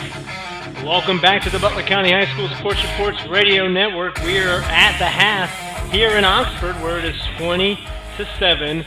Ross up on top of Talawanda. Ken, I guess we were talking with Tom Snape earlier and was kind of making a little bit of justification as to why Talawanda is down 20, and that's because of an explosive, consistent offense for Ross in the first half. Yeah, Ross had a lot of misdirection plays there. They run that option offense really, really well, and they're consistent with it too. And so C.J. Bowes is the main proponent there, leading the way. But tonight it's actually been number 2 Bolden with a couple of huge plays that has really sparked this Rams offense. He had about a 28-yard run right at the end of the first quarter for the first touchdown, and then coming right back out of the first quarter, he had a 90-yard run for a touchdown that really sparked this Rams offense, and that's what propelled them forward to such a big lead. They've just been consistent. They've been able to get the push on the offensive front. And, the Talawanda defense is just, they've made a couple of errors here and there, a few different penalties that ultimately were a little bit costly on a few of those drives in order to set up Rams touchdowns. And, going from, the thing that's keeping Talawanda, maybe a little happy right now is that Tyler Teeters was able to wrap up a 20-yard touchdown fumble recovery scamper to put them on the board. So, yeah, Ross has had a little bit of trouble hanging onto the football. I think they put the ball on that turf almost 5 times. So at halftime here, you're actually probably saying, hey, guys, let's see if we can stay on top of Ross, try to punch that ball out, lodge it loose, and see if we can pick up a couple of turnovers in order to help our offense get back on the field and hopefully score here in the second half. So that's probably the message there at halftime. Yeah, I'd imagine Kenyon Cummins is speaking that exact terminology right there. Well, we're going to go ahead and take a quick break, and then we're going to bounce back and talk a little bit of playoff scenario and what we know. We're not the pros in terms of dissecting all of that numbers. I mean, I'm not good at math anyway. I'm only good with words, Ken. But we're reaching 6 minutes to go in this halftime break. Ross is up on top of Talawanda. Stay right here with the Butler County High School Sports Reports Radio Network. We thank you for listening to a live broadcast on the Butler County High School Sports Reports YouTube channel. We encourage you to check out our website at www.bchssreport.com for all your local prep sports, results, stories, and student-athlete features. Enjoy the rest of the game.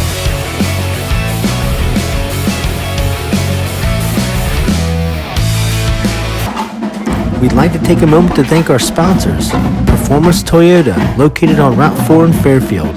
Never pay more when you shop Route 4. Performance Toyota.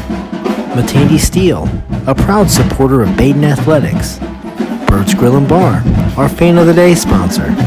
Rick's Tavern and Grill, our gift certificate sponsor. SuccessPhoto.com, professional images of your local student athletes. And Mel's Diner, located in the heart of the village, a proud supporter of New Miami Athletics.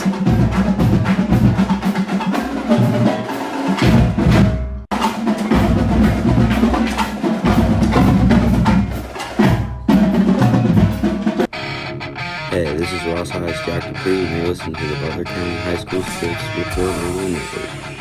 Welcome back to Oxford, where it is Ross on top of Talawanda, 20-7, about 4:30 left to go until this second half kickoff. Ken, we were speaking before about Butler County High School's football programs looking for life past Week 10, and one of the games that we kind of wanted to hit on at this moment is Madison at Waynesville. It's a huge game, not only for conference bragging rights, but also for Madison to see life past tonight. Yeah, I mean, first they got to take care of business, and so if Madison beats Waynesville, they still need some help. They will hurdle Summit Country Day if Summit Country Day loses. They've also got to overcome a small point margin in the second level points, and as we explained earlier tonight, that comes with a couple of losses.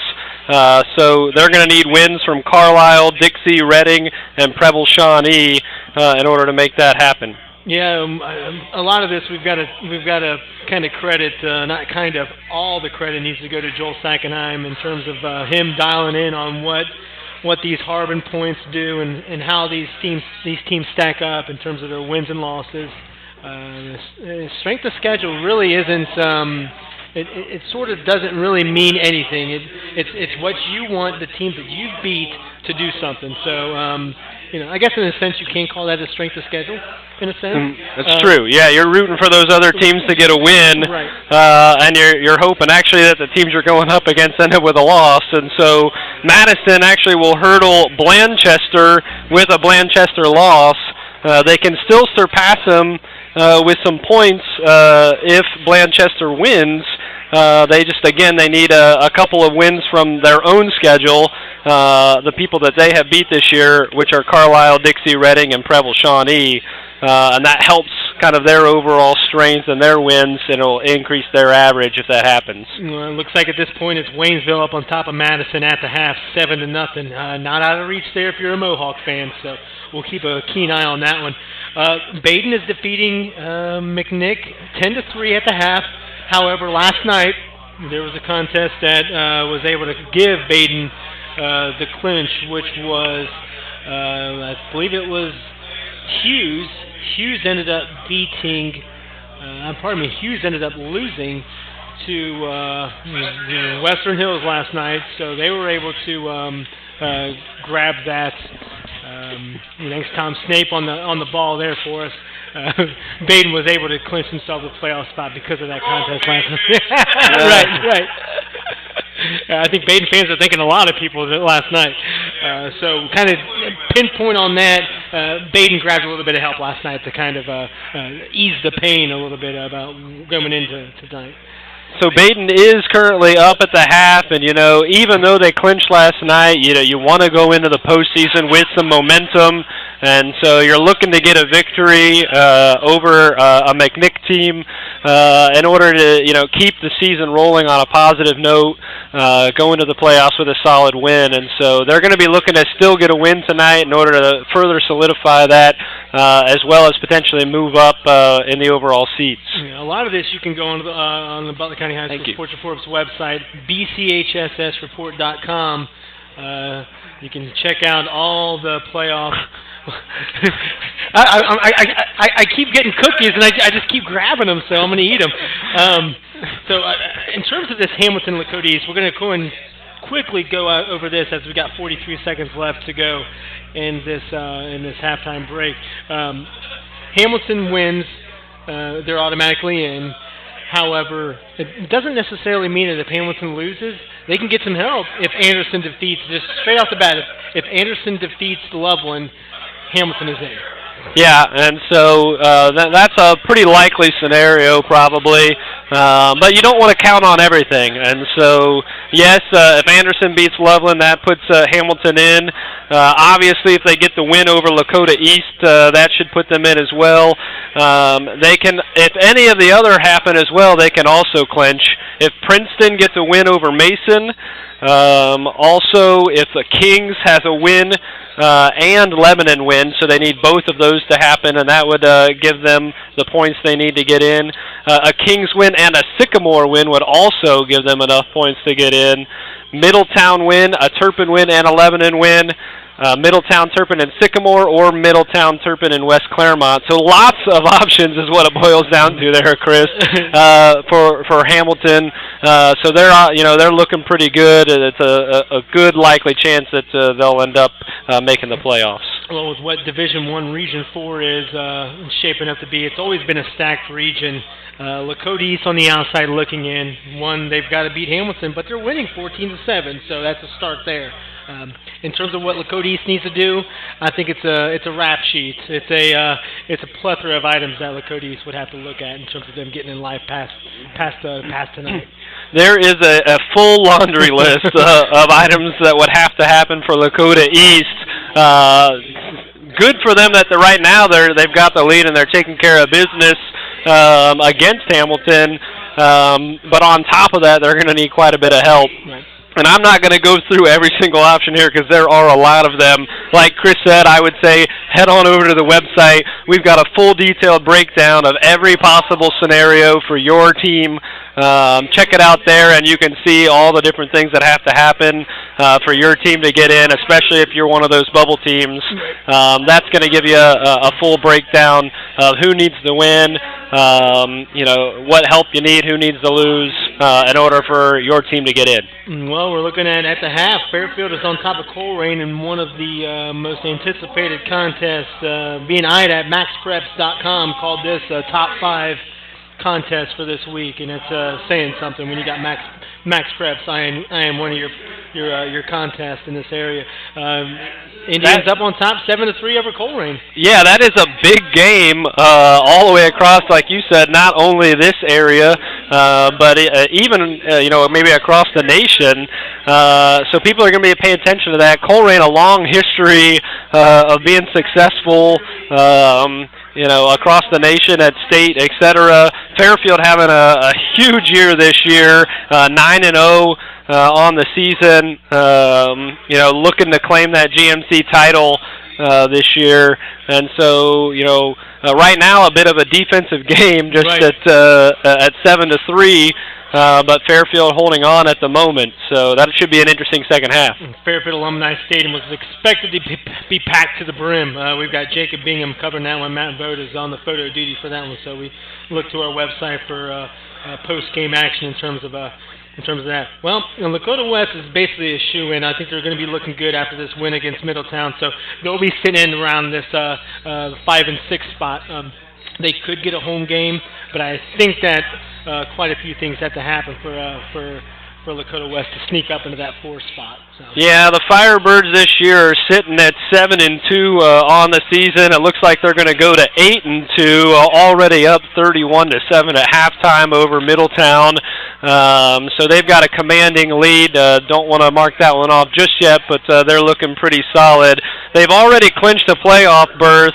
They're probably going to start on the road as either the 5th seed or the 6th seed. I don't think that it's possible for them to claim a home game at this point. So, they're just looking to continue that momentum, get ready for next week in the playoffs in order to keep their season rolling. Yeah, that's the best we can do for you in terms of our playoff coverage. We don't think Joel Sackenheim, just the playoff implications guru. We call them implications because they're really not projections. You could find out exactly what can happen just by looking at numbers and crunching. That's not a projection. That's an implication. So just to give you a heads up on that.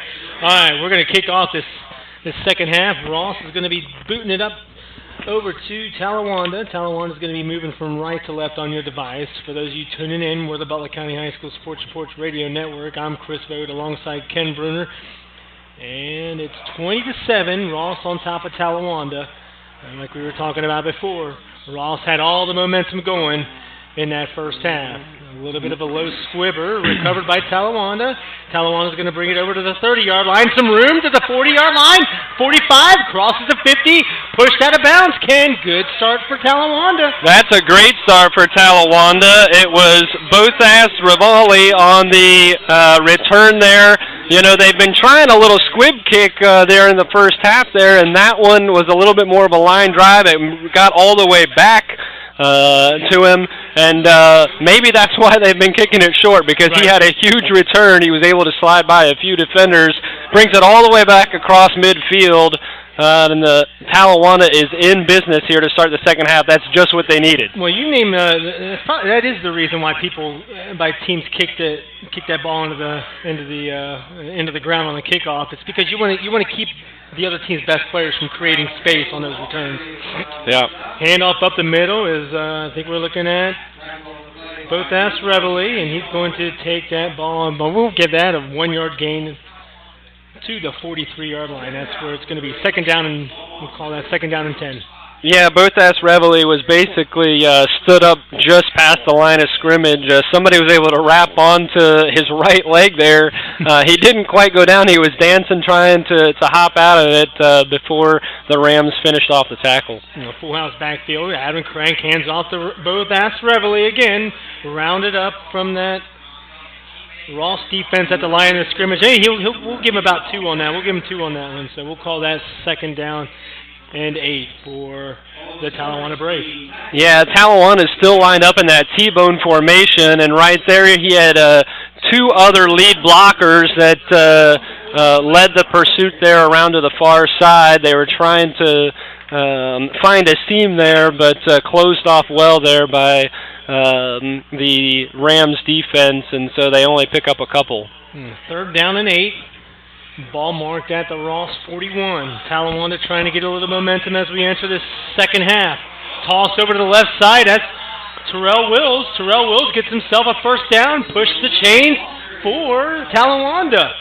Yeah, that was a great play, and they mixed it up there a little bit. They went with the pitch toss, and he was able to find some room on the outside. A good seal block there by their tight end, and he picks up the first down no problem and adds a little bit extra. It's kind of nuts when you say that they mix it up on a toss. We got first down and 10 at the 31-yard line for Talawanda. Yeah. They're driving, Ken. Well, we've seen them use that inside handoff quite a bit. Same play again, Ken, to Terrell Wills. Terrell Wills gets himself let's call that another first down, Ken, across the 20-yard line. Actually, inside the 20-yard line.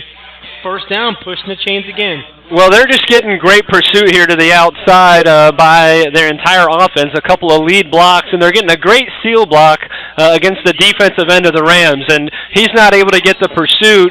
They're getting to the second level, and Wills has got room to run, and he's doing it from there, and so that's a great, another toss and another strong run. Ken, like you said, they are mixing it up. They're doing more outside running rather than inside the tackles. full house backfield. Hand off to Bothas Reveille. Reveille taking some players with him down to the 10-yard line. We'll call that to the 11. 8-yard gain.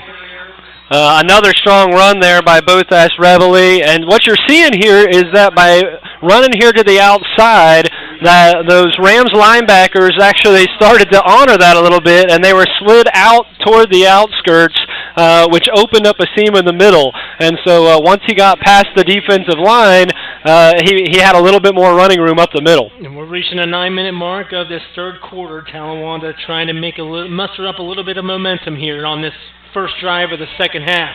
I think we're looking at Terrell Wells, gets inside the 10-yard line, down to the 8. Yeah, they're going right back to Wills on this near side, and it seems like they've found a little bit something over here on this near side, and Wills has another good run.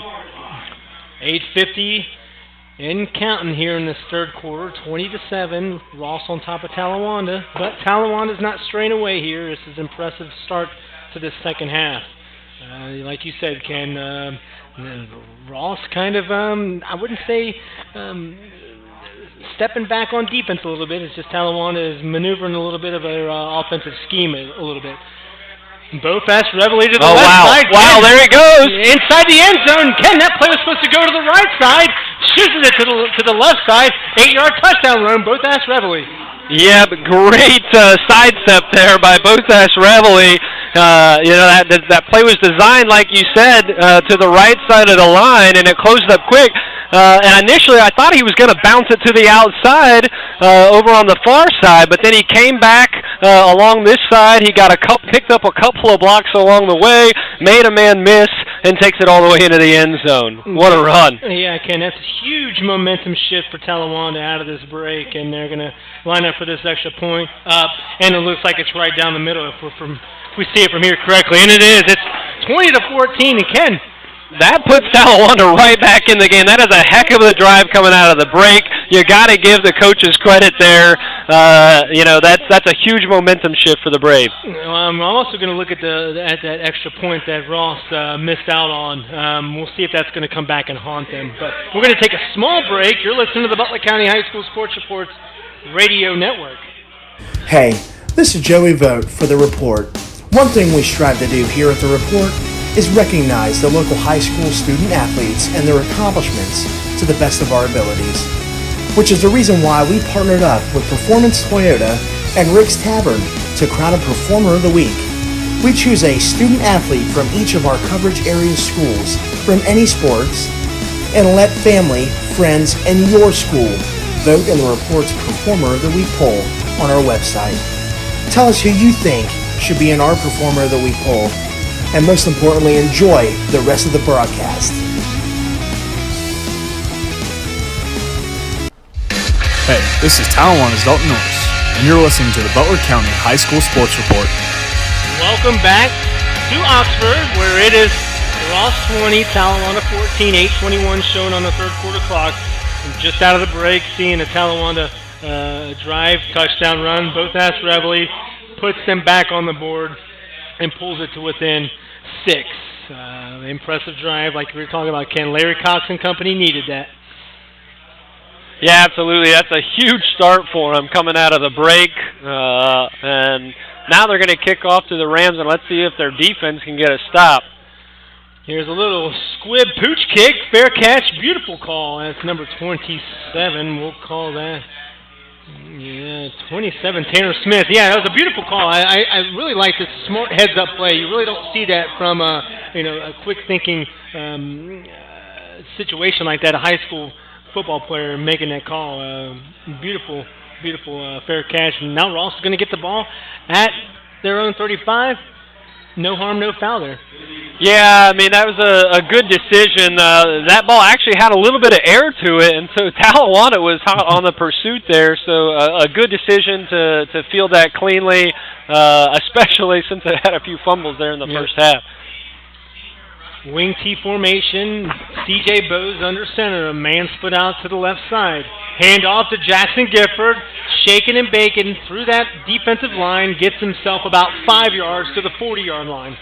Plain old halfback dive right up the middle there, and it looks like Ross coming out of the half is just going to try to reinstitute their will on that offensive line front, get the push and the drive in order to mount a drive here.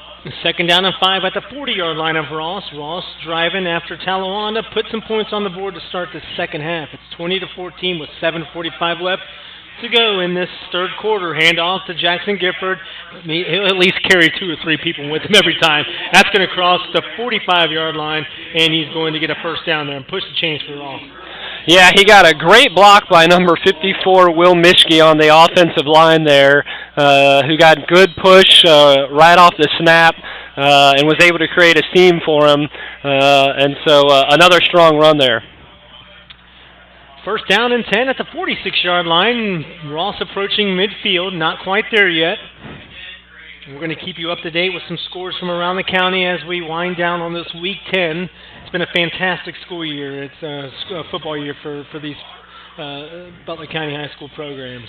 It's been so much fun to keep up with them. Wing T formation is Ross. C.J. Bose is going to roll out to the right, and actually really didn't see nothing there, and then had to take it up the middle. That's going to be a no gain. Yeah, nothing going there. That was number 32, Zach Flannery, on the stop, and he crashed down on that right away. We saw that play run really effectively by the Ross Rams in the first half, a quick quarterback keeper where he immediately rolls here to the near side, but this time Talawanda right there to stuff him at the line of scrimmage. Marking that ball at the 47-yard line. It's going to be second down and 9 with 6:30 left to go in this third quarter. Wing T formation like always. Bose under center. A man split out to the right. Hand off to number 2, Bolden. Bolden's going to take it to the left side. An open field tackle. Beautiful play by Talawanda, and that's going to be a no gain. Yeah, that was number 1, Luke Richardson, who crashed in as a defensive back. He read that immediately. Again, the Rams ran that play a couple of times to Bolden in the first half, and this time Richardson read it perfect. And so he immediately recognized it, came downfield, and made a tackle in the backfield. Yeah, Richardson's playing safety, that safety position, and at that point he's playing that safety position to a T right there. Third down and 9 for Ross at the 47-yard line. 5:50 left to go in the third quarter. Man split out to the right side, all the way down here to the sidelines. Wing T formation. C.J. Bose, now we're looking at an I formation. We're going to switch that up on us. Handoff. Actually, pardon me, C.J. Bose takes it himself. And as you came, this is the first time we actually saw a read option that was fulfilled the way it's supposed to. That was the number 3, Ethan Hall. Gets himself a first down. Push the chains there, Ken. That was ran beautifully. C.J. Bose on the read option play, reads the defensive end crashing down on Gifford, and then decides to pull it at the last second and keeps it. But that was the triple option, and so he flips it at the end to the outside. But all of it's going to be negated because of a holding penalty on Ross at the end of that play, and so it's going to be brought back. Wow, Ken, I tell you what, one of the most successful read option plays is a nullify. We got 5:18 left to go in this third quarter. 20-14 if you're just tuning in. Ross is up on top of Talawanda. Talawanda gaining a little bit of momentum here, and they're kind of putting that into the defensive side of things as well. Big third down here. Yeah, Bose takes it himself, has a little bit of blocking room. Oh my gosh. The seams to get the first down past the 50-yard line and down to the 42-yard line of Talawanda territory. That is a huge gain and a huge first down pickup by the Rams. And actually he ran what looked like the jet sweep there. Nothing fancy, but they were able to get good blocks on the outside. He found a seam and was able to pick up the first down. Love it. At the 41-yard line here. First down and 10. 4:50 to go in this third quarter. If you've been tuning in, I'm Chris Vogt alongside Ken Brunner. It's been a fantastic ball game to call. Week 10 season finale. Had 9 weeks to prep themselves for this one, so everybody's playing at their finest. C.J. Bose to the left side. A little bit of running room there. Tackles, splitting some Ross tackles. Gets himself about a 9-yard gain. Yeah, another quarterback keeper, and he's just immediately rolling off of the snap and taking it himself with some lead blockers, and all of a sudden we're seeing the Rams get to the second level with their blocking, and they're starting to get some big push. And so where Talawanda looked like they may have had them stopped early in this drive, they pick up the big first down, and now they're getting some huge gains. Well, and I think they're going to get another huge gain here. Oh, Talawanda penalized there, and that's going to push it even further inside the 30 down to the 22-yard line. It's going to be a first down and 10 for Ross. Talawanda kicking themselves here. Yeah, absolutely. We talked about it there at halftime. Some key penalties by Talawanda's defense that has enabled Ross to pick up some extra chunks of yardage and get them down there close to the end zone where they've been able to capitalize and punch it in. And so we see that happen again. 4-minute mark of this third quarter. Bo's under center. Bolden in motion, but he gets the handoff on that jet sweep, and it's going to be about a 9-yard gain for... Actually, he may have gotten the first down, Ken. We'll have to see what the spot is for this ref here at 13-yard line. It's right on that first down marker, and it was a quick jet sweep. He came in motion over here from the right side, and as soon as C.J. Bowes got the snap, he handed it off to Bolden, who was able to find the edge and pick up about 10. Looks like they're going to call it just short. Yeah, we're going to call that second down, and they're calling it 2, but I think we're going to call it second down and 1 here. 2 wide receivers spread to the right, and we've got an I formation. I wouldn't be surprised to see that handoff up the middle here. And there it is, Ken. Handoff to the middle. Looks like it's number 2. Yeah, number 3. Yeah, number 3. Kenny Ethan Hall has a little bit of running room. Hits a couple Talawanda defenders. Barrels through into the end zone. Yeah, poor tackling there, actually. Ethan Hall, kind of the stutter step. He showed some patience there. I wasn't surprised out of that I formation to see the handoff up the middle. A little stutter step, and then it makes bounces off 2 tacklers, breaks 2 tackles, and then takes it into the end zone. That was a huge drive for the Rams, a big answer after Talawanda came out of the break and scored. And so for them to mount a drive and go down and score themselves, a huge touchdown for them. Puts it to 26-14. That score is going to stop the clock at 3:07. I'm going to line up for this extra point. Actually, we're going to see. Yeah, there's a penalty on Talawanda. I don't know if it's really going to do much there in terms of changing Ross's mind, whether they're going to go for a 2 or kick it. They're probably just going to play it safe and kick it. Yeah, it looks like they're lining up for the kick here. Snap, hold, kick. And it looks like it's good from here, Ken. Yep, that's going to be good. Yep, so that moves it up to 27-14. I tell you what, Ken, like you had said, you took the words right out of the mouth. If you're Ross, you need to answer on that drive, and that's exactly what they did. So. Yeah, again, another long drive with several plays just eating up chunks of yardage. It was kind of a tale of the first half there, Chris, because they had kind of a couple of stable plays, just picking up 3 or 4 yards, and then the penalty hits Talawanda again, which moves Ross down the field, and then you see Ross start to take over and get to that second level with some big runs before punching it in. Well, what you're looking at, what good high school football teams can do is they can immediately strip away momentum just because they're not going to let it happen, and that's what Ross has been doing all game. Let's go ahead and run through some scores here. Waynesville is up on top of Madison 10-0 in the third quarter. Baden up on top of McNicholas 20-3 in the third quarter. Lakota West smoking through Middletown 31-7. That looks like that may not be updated yet. That's still at the half. Fairfield 10, Colerain 3 in the third quarter still. Lakota East 14, Hamilton 7 that's at the half.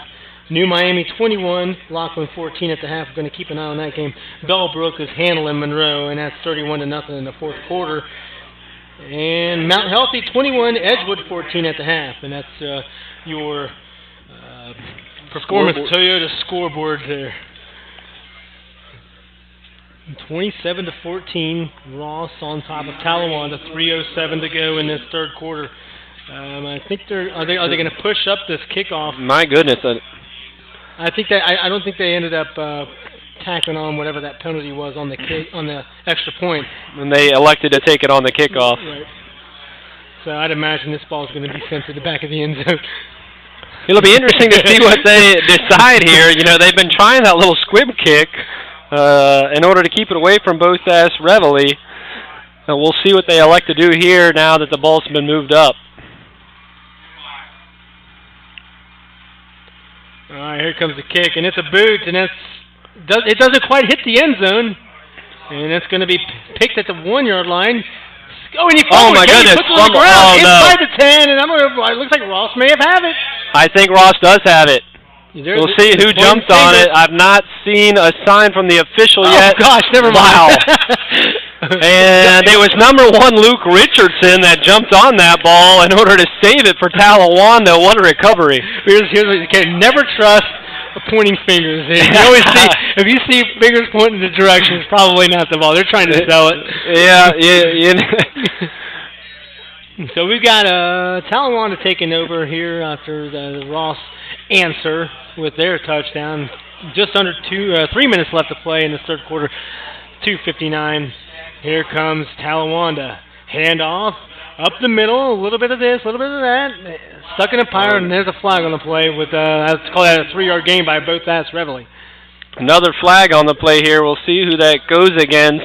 Both Reveille. I think it's going to be a face mask maybe on Ross. We'll see what the call is. Nothing official from the refs. It is a face mask, and so both Reveille with another good run up the middle there. He shows really good patience when he's running the ball. He's got a little kind of a stutter step and then kind of shifts one direction in order to make some people miss. You know, you kind of put that in perspective in terms of a pro-level athlete. It kind of reminds me of Emmitt Smith. Emmitt Smith always did that with his Dallas Cowboys offensive line, which was one of the best offensive lines that you could probably look at. He would probably appreciate that. That's a heck of a compliment. And that's a toss, too, and I think we're going to call that Terrell Wills. Terrell Wills doesn't get next to nothing, Ken. That's going to be a loss of, call that a loss of 5. Not what you want to do if you're Talawanda here. Yeah, the Rams were all over that one. That was Robert Caldwell, a senior that was able to get great pursuit into the backfield. He read that immediately and was able to break on it, and he wraps him up and tackles him for a loss. Just got an update. New Miami is up on top of Laughlin, 28-14. New Miami looking to go 10-0 for the first time in school history. I mean, undoubtedly one of their best programs that they've been able to suit up in pads. Reaching under the 2-minute mark of this third quarter. Talawanda's going to have to try and play answer again here. Here comes a jet sweep inside. Looks like that was both Reveille. And he brings that to the 25-yard line. Nothing but a 2-yard gain there, Ken. Ross smothering. Yeah, Ross was all over the pursuit on that. He tried to cup that up the middle, but he was immediately met by a few Ross defenders who were able to bring him down. So Talawanda's going to have to look at doing something here on a long third down play. One of the rare Adam Crank passing opportunities here, which we'll see what happens. I don't know what Larry Cox is going to call, but this is a passing down right here. Yeah, this will be interesting. You know, they started with poor field position, and so they've been able to come out here a little ways with a first down, but they need another one here. Here comes Crank is in a shotgun for the first time with nobody next to him. Quick pass over to the right side, a little bit of a slant. Oh, wow. And we're going to get a shift to What the a side of the move. field. And Oh, my goodness, here he goes there. To the 40, the 50-yard line, cross the 50-yard line, out of bounds.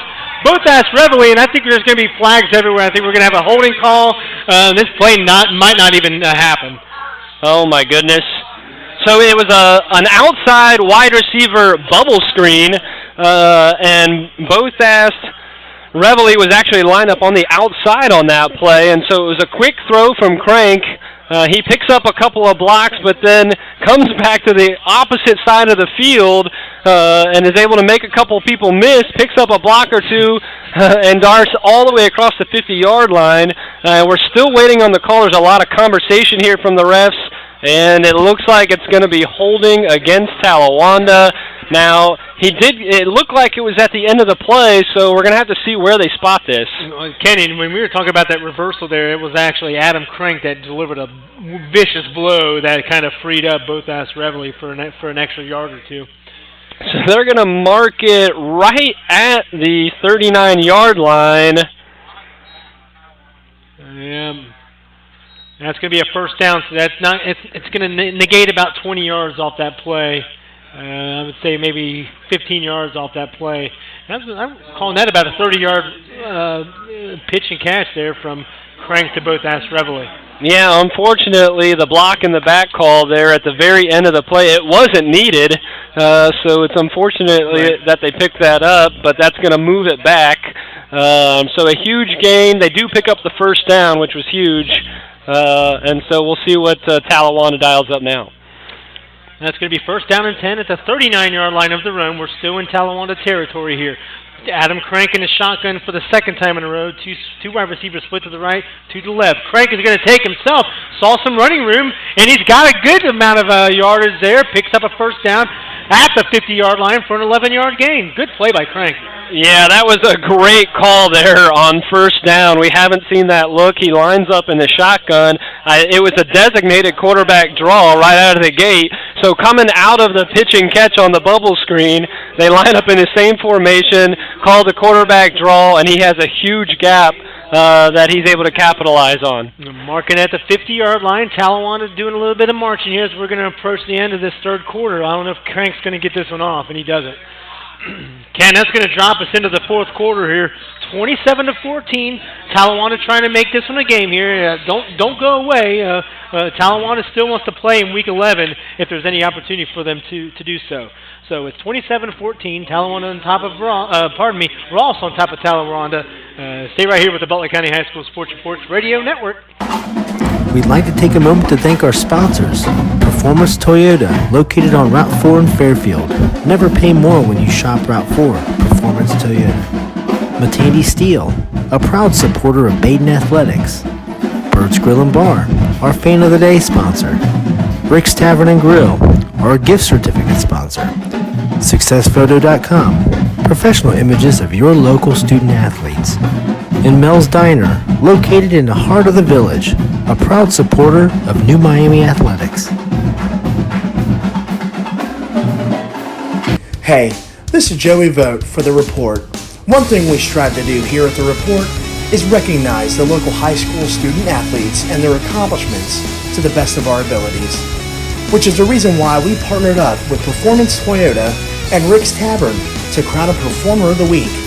We choose a student athlete from each of our coverage area schools from any sports and let family, friends, and your school vote in the Report's Performer of the Week poll on our website.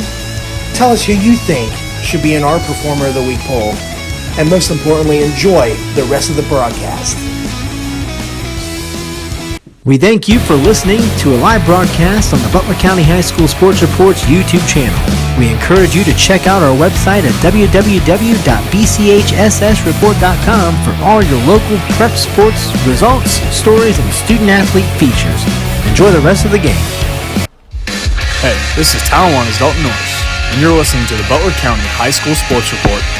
Welcome back to the Butler County High School Sports Reports Radio Network. First play out of the break. It's going to be a first down pitch and catch from Crank, and I believe that was to number 1, Luke Richardson, first down across the 40-yard line.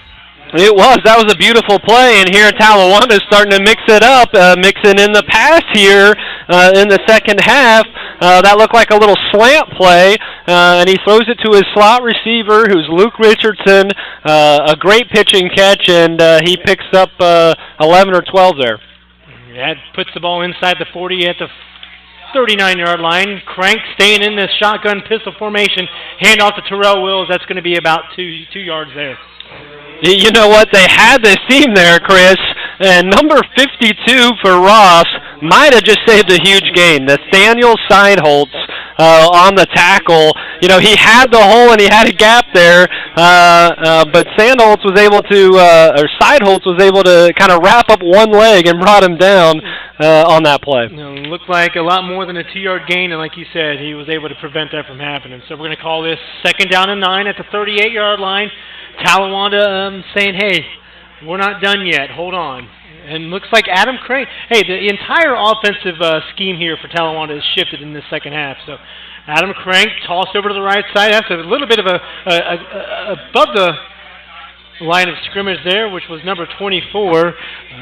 Both Ash Reveille gets himself about 3 yards there.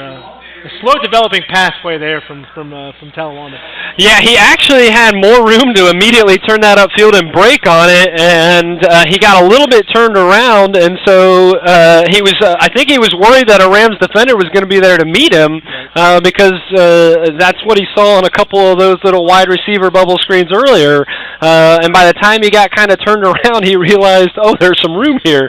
But he wiggles his way up for about a 5-yard gain or so, but I think there was a little more. We'll call that 3rd and 5 at the 34-yard line. Talawanda in the pistol formation. Crank. Uh-oh, hold on. It looks like encroachment there. Yep. We're going to see what happens. It is, Chris. Yeah, Adam Crank doing a little bit of barking. The cadence is getting to the Ross offensive or defensive lineman there. Yeah, actually, I think that was Jack Dupree, number 55 for the Rams, that jumped. I think that's who that was. Lined up defensive end. And he's known for causing some disruption in the backfield, but he got a little anxious on that one. And that gives Talawanda a first down at the 29-yard line. They're driving pistol formation here. Hand off to Terrell Wills. Gets himself some running room. Splits the defenders down to the 10. 5 and touchdown, Talawanda! Terrell Wills with a 29-yard Johns. Big play there, Chris. Wow, he, it was slow developing, but he got a little bit of a seam there right up the middle, picked up a block, and then he was off to the races. He bounces it out to the outside here on the near side of the field, races down the sideline, and scoots in for a touchdown, and wow, Talawanda is right back in this. I tell you what, if you're Ross, you're saying, well, let's just respond again. So it's a game of responses here, and it's working out pretty well for both teams. Well, in the second half. Talawanda really dialed up the offense on that. They went to a mix of run and pass, and so you saw Adam Crank lining up in the shotgun on almost every play there. And what that did is it opened up the middle of the field of the Ross defense, and so you start to see those linebackers. They were crashing down early in the game, lining up in those running lanes, and it spread them out a little bit there, and that opened up the seam down the middle for a huge run. And now we're looking at 27-21. Ross is still up on top of Talawanda, but Talawanda is just one of those gnats, just not going away. You're trying to shoo them away, and they keep coming back. They are not going away. That's another huge answer, and they are right in the mix here. We're going to have a ball game right down to the end, it looks like. Showing on the clock is 9:32 of this fourth quarter. I think it boils all down to two successful programs, 7-2, both programs.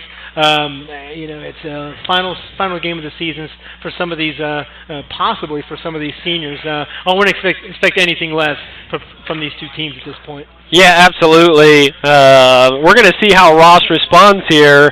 I got to give the coaching staff for Talawanda a lot of credit because they came out here in this second half and they have really mixed up the offense, and it's caught Ross a little bit off guard. And so they've been able to punch it in the end zone now on 2 consecutive drives, and we're going to see what Ross can do. Here comes Talawanda for this ensuing kickoff. Ross is going to be moving from right to left on your internet device. 27-21. Ross has the advantage still, even though Talawanda is kind of hanging around, tugging on Ross's jerseys here, not letting them go anywhere. Well, it will be interesting to see how Talawanda responds on defense here because Ross has really dominated the offensive line so far in this game. And Talawanda cannot. Let's see, kickoff here, fair catch by number 47 for Ross, and it looks like they're going to take over right around the 35-yard line. Yeah, that's going to put Ross in an opportunity to, like we keep telling you, it's been a game of answers in the second half. So we'll see what Ross can do. We'll see what Kenyon Cummins can do. I don't know. Ross typically may not stray away from this. Wing T formation. It's been working all game, so why change it up, Ken? No, they're not going to change it up at all, Chris. I mean, they've been able to exert some dominance there on that offensive line, and they're going to try to probably do it again here to run some clock out. Like we were talking about, C.J. Bowes under center with the wing T formation. He's going to roll out to the left, has a little bit of running room, keeps it himself, and 4-yard gain there to the 39. I think there might be a penalty on that play. Let's see. Yeah, they're gonna move it back. That play's not going to even count. It's a false start. Yeah, I didn't even see a flag, but it looked like somebody jumped there, and I thought that might be a false start. And then the official on the far side ran in, and he did signal that. So take what was a 5-yard gain by C.J. Bowes and move him back 5 yards. First down and 15 at the 30-yard line of Ross. 9:28 showing on this fourth quarter clock. 27-21 Ross. We've got 2 wide receivers split out to the right side. A little bit of a backfield shift to the left. Hand off to Jackson Giffen. Has some running room. Stiff arm. Takes it to the right side. Down the sidelines. First down to the 50-yard line. Ken, that was all Jackson Gifford right there, brother. That was all Jackson Gifford, and he was running with a vengeance on that one. He almost said, just get out of my way, because that was a standard running play. But Gifford actually shrugged 2 defenders off. One with the hand, too. Oh, yeah, there was a solid stiff arm in there. And he not only negates that first down penalty, but also picks up an overall first down. Didn't quite reach the 50-yard line. We're going to stay at the 49. Ross is going to actually take this first down and 10 opportunity here. 9:21 left. That stops the clock. It's a good thing for Talawanda. The clock stops with Gifford going out of bounds. 2 wide receivers split out to the left side. I formation, man in motion for Ross. C.J. Bowes under center. Turns around. Hands off to number 2. That is Bolden. But Bolden's pushed back to the right. All the way back to the 40-yard line. I don't think they're going to actually give him that. He may have had forward progress there. He had some forward progress there, but he was met immediately at the line. Great pursuit by the Talawanda defense. I think that that might have been number 27 on this stop. That was Terrell Wills.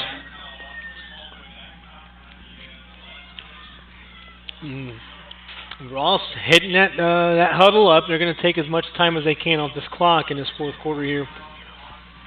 8:40 left to go here. Ross with 2 wide receivers spread out to the left, shifting into an I formation. Bowes taking all his time in the world. Fake hand off, and wow, C.J. Bowes makes a fantastic read option move, pitches it to number 2, Bolden. He takes it for about an 8-yard gain.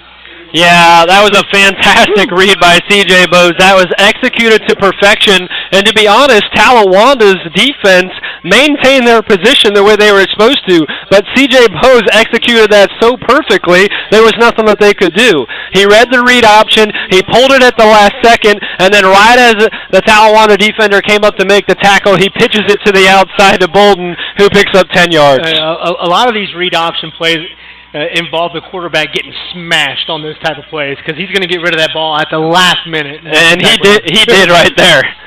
Bowes under center, wing T formation. Hand off to Jackson Gifford up the middle. Pow, bam up the middle past the 40-yard line, and that's going to be, we're going to call it a first down, Ken. It is a first down, and that actually was a big third down. It was 3rd and 2 there, and they rely on Old Faithful. They go straight to Gifford, and he pushes the pile forward for a gain of about 3 for the first down, and that's exactly what they needed. Well, you're going to look at nothing but 30 seconds coming off the clock at every single snap if you're Ross. 30 seconds on the clock. Bam, bam. We're going to run a full huddle offense there. No hurry in terms of your Ross offense. It's exactly what we talked about. They're going to try to milk as much of this clock as they can. They're going to try to run some off here, and they're doing it on the ground. And again, just trying to exert their will on that offensive front. Just under 8 minutes left to go in this contest. 7:45 showing. Referee stop us to play, and we got a timeout on the field. And we're going to time out Ross. I think it's a good timeout if you're Ross. Ross has a little bit of momentum. Maybe recoup on this first down opportunity at the 40-yard line. We're going to take it into this break. 27-21. Ross on top of Talawanda. You're listening to the Butler County High School Sports Reports Radio Network. We'd like to take a moment to thank our sponsors. Performance Toyota, located on Route 4 in Fairfield. Never pay more when you shop Route 4. Performance Toyota. Matandi Steel, a proud supporter of Baden Athletics. Bird's Grill and Bar, our Fan of the Day sponsor. Rick's Tavern and Grill, our gift certificate sponsor. SuccessPhoto.com, professional images of your local student athletes. And Mel's Diner, located in the heart of the village, a proud supporter of New Miami Athletics. Hey, this is Joey Vogt for The Report.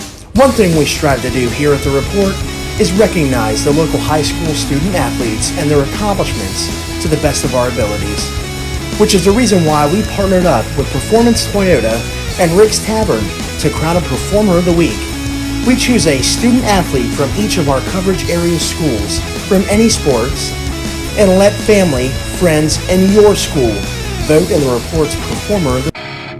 Hey, this is Ross High's Jack Dupree, and you're listening to the Butler County High School Sports Report Radio Network. Welcome back to the Butler County High School Sports Report Radio Network. Jackson Gifford gets this handoff out of the break, and he's going to carry himself for about, I'd say, what we call that, a quiet 7-yard gain, Ken. Yeah, that was just a simple off-tackle run, and they get a good push right out of the gate. And like you said, they probably met up there at the timeout and just had a quick conversation, guys, about let's get some push and let's close this thing out. And they come out with a strong run on first down. Looks like we're going to line up in the exact same formation we've seen from Ross in these past 36 minutes of this contest. Bowes under center. It's a jet sweep to number 2, and that's going to be Bolden for a first down inside the 30-yard line down to the 24-yard line. Yeah, another kind of misdirection play there. And number 53, Caden Rogers, actually junior at Ross, kicks it outside and gets a nice block, which freed Bolden up, and they pick up another first down. Yeah, Caden Rogers on the Ross end. We may not be talking about those offensive linemen enough, but Caden Rogers for Ross has been opening up some big holes, a big reason as to why Ross's offense is successful. And he's getting a lot of looks from colleges just as a junior. 2 wide receivers split to the left. C.J. Bowes under center. He's going to turn around, take it up the middle, have some running room there, and he's going to get himself about a 5-yard gain inside the 20. Yeah, another quarterback keeper, and what you saw there is C.J. Bowes just rolled right off the edge and went by number 78, Griffin Peacock, a strong offensive lineman there, got a good push, and he just kind of slid in right behind him, and then, picked up about 4 yards before he met a defender and picked up a strong gain of about 6 there. Ross is going to have this 2nd down and 4 opportunity at the Talawanda 18. Ross driving. It's been a game of responses in this entire second half. I don't think there's been one punt, has there, Ken? No, there has not. It's been all about the offense, and they're both pushing it to the max here. They both know what is on the line. 2 wide receivers split to the right side. Ross moving from right to left on your device. Inside the 20. Handoff. And there's a flag. Yeah, T.J. Bowes is going to take it himself after a fake handoff to Gifford, and that's going to be... Yeah, there was a penalty on that. I think it's going to be a false start, actually.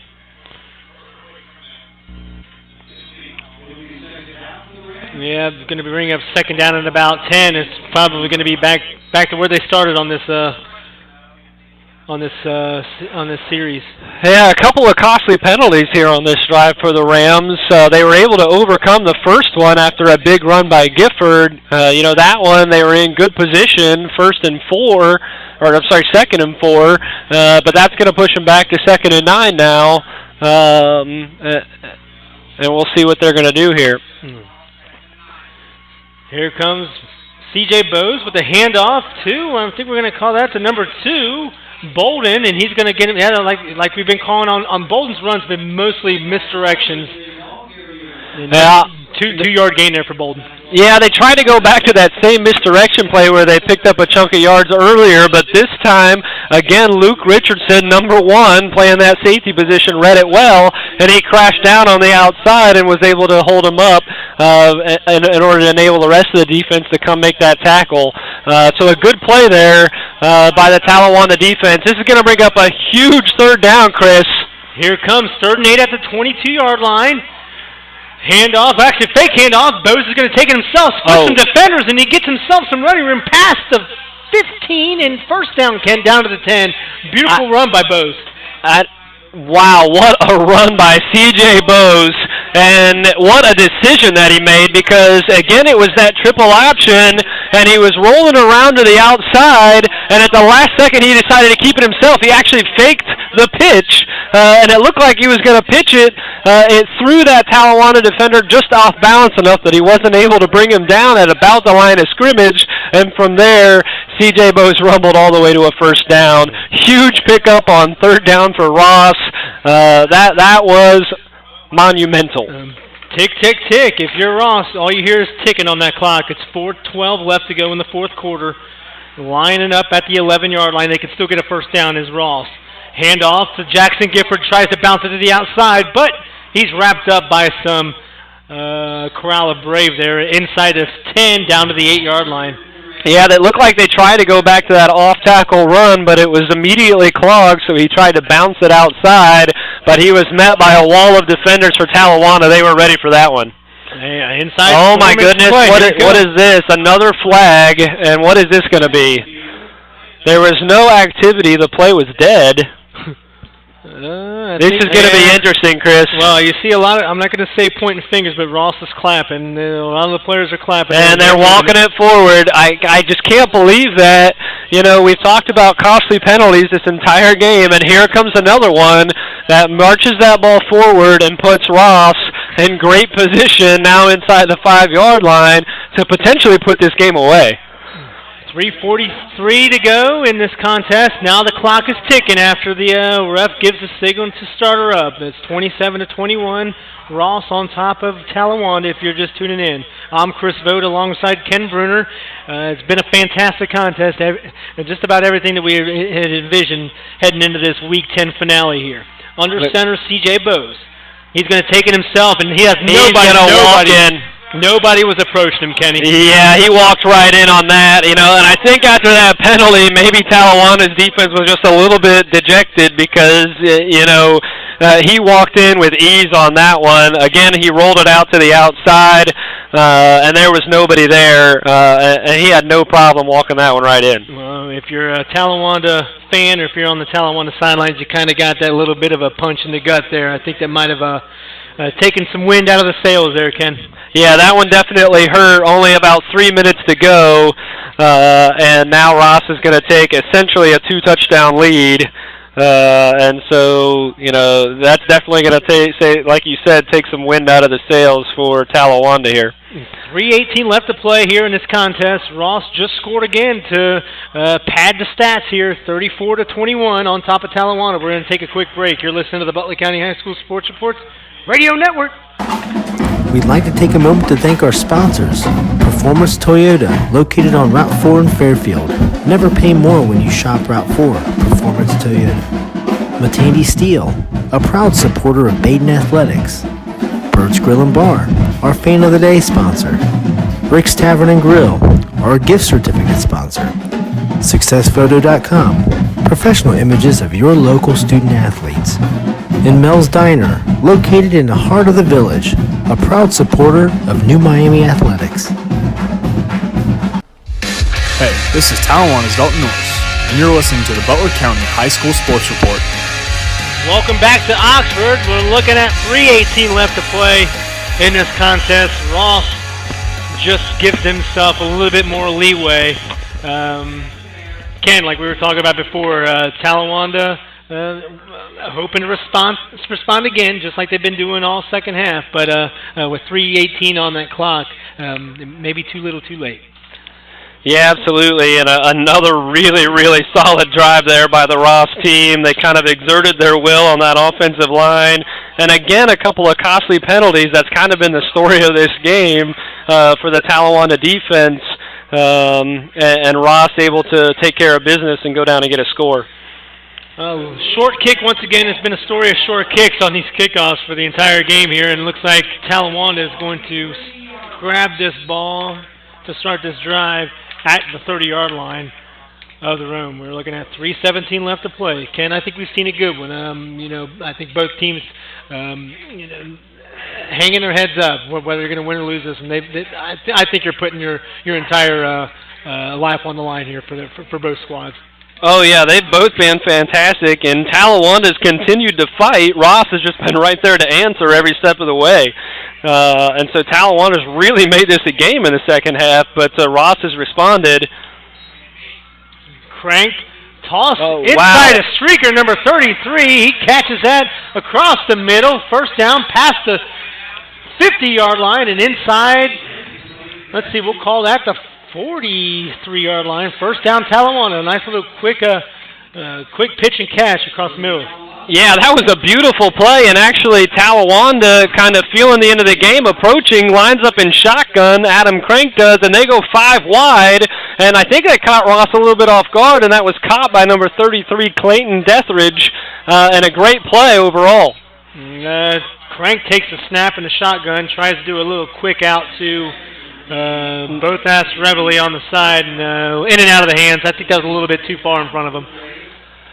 Yeah, a good idea there, and he actually had a little bit of running room, but like you said, the pass just led him just a little bit too much, and it slipped through his hands. 2:54. The good thing about that incomplete pass is that Larry Cox and the Brave have a little bit of opportunity to figure out what they want to do on this next play here. 34-21 if you're just tuning in. Ross on top of Talawanda. Ross is, you don't want to say that Ross had the momentum the entire game, but it just seems like they just don't want to get rid of it. Yeah, every single time Talawanda has done something, Ross has answered. Oh, here comes a toss across the middle, and that's going to be incomplete. Batted around. I think it hit a Ross defender in the shoulder, and could have been picked off. That would have definitely been the icing on the cake there, but that falls on the ground incomplete. Yeah, actually, Adam Crank's really fortunate on that one. I think it bounced right off of Tanner Smith, number 27, the inside linebacker for Ross, and the pass actually scooted right off, was just behind his wide receiver, and then deflected by that Ross player. He's fortunate that one wasn't picked off. Crank in the shotgun, 3 right receivers to the right, 1 to the left. Crank scrolls over to the right side, tries to hit Clayton Deathridge again, and that's incomplete, out of his reach. That's going to be a 4th down and 10 here for Talawanda. Yeah, designated kind of a bootleg pass there. Adam Crank rolls out here to the near side, and his receivers were all kind of working their way over the field this direction. And as he was rolling out, I think Adam Crank let that one just get a little bit away from him, left that ball just a little bit too far outside, where Deathridge couldn't quite reach it. He tried to extend there, but couldn't quite bring it in. That's going to bring up 4th down and 10 at the 43-yard line. 2:48 left to go, and I think Talawanda's going to take one of their last 2 timeouts here. They got 1 left on the scoreboard. Larry Cox is going to try and dial up crucial 4th down and 10 play. Yeah. If there's going to be any life for Talawanda here down the stretch. Your season basically comes down to this, and so they want to take a minute to talk it over, because a huge 4th down and 10. They're going to try to figure out what play they want to call here in order to potentially pick this up. You've seen them mix it up with the offense on this in this whole second half and on this drive, but certainly they're going to be talking through exactly what they want to do, as this could potentially be the game and the season.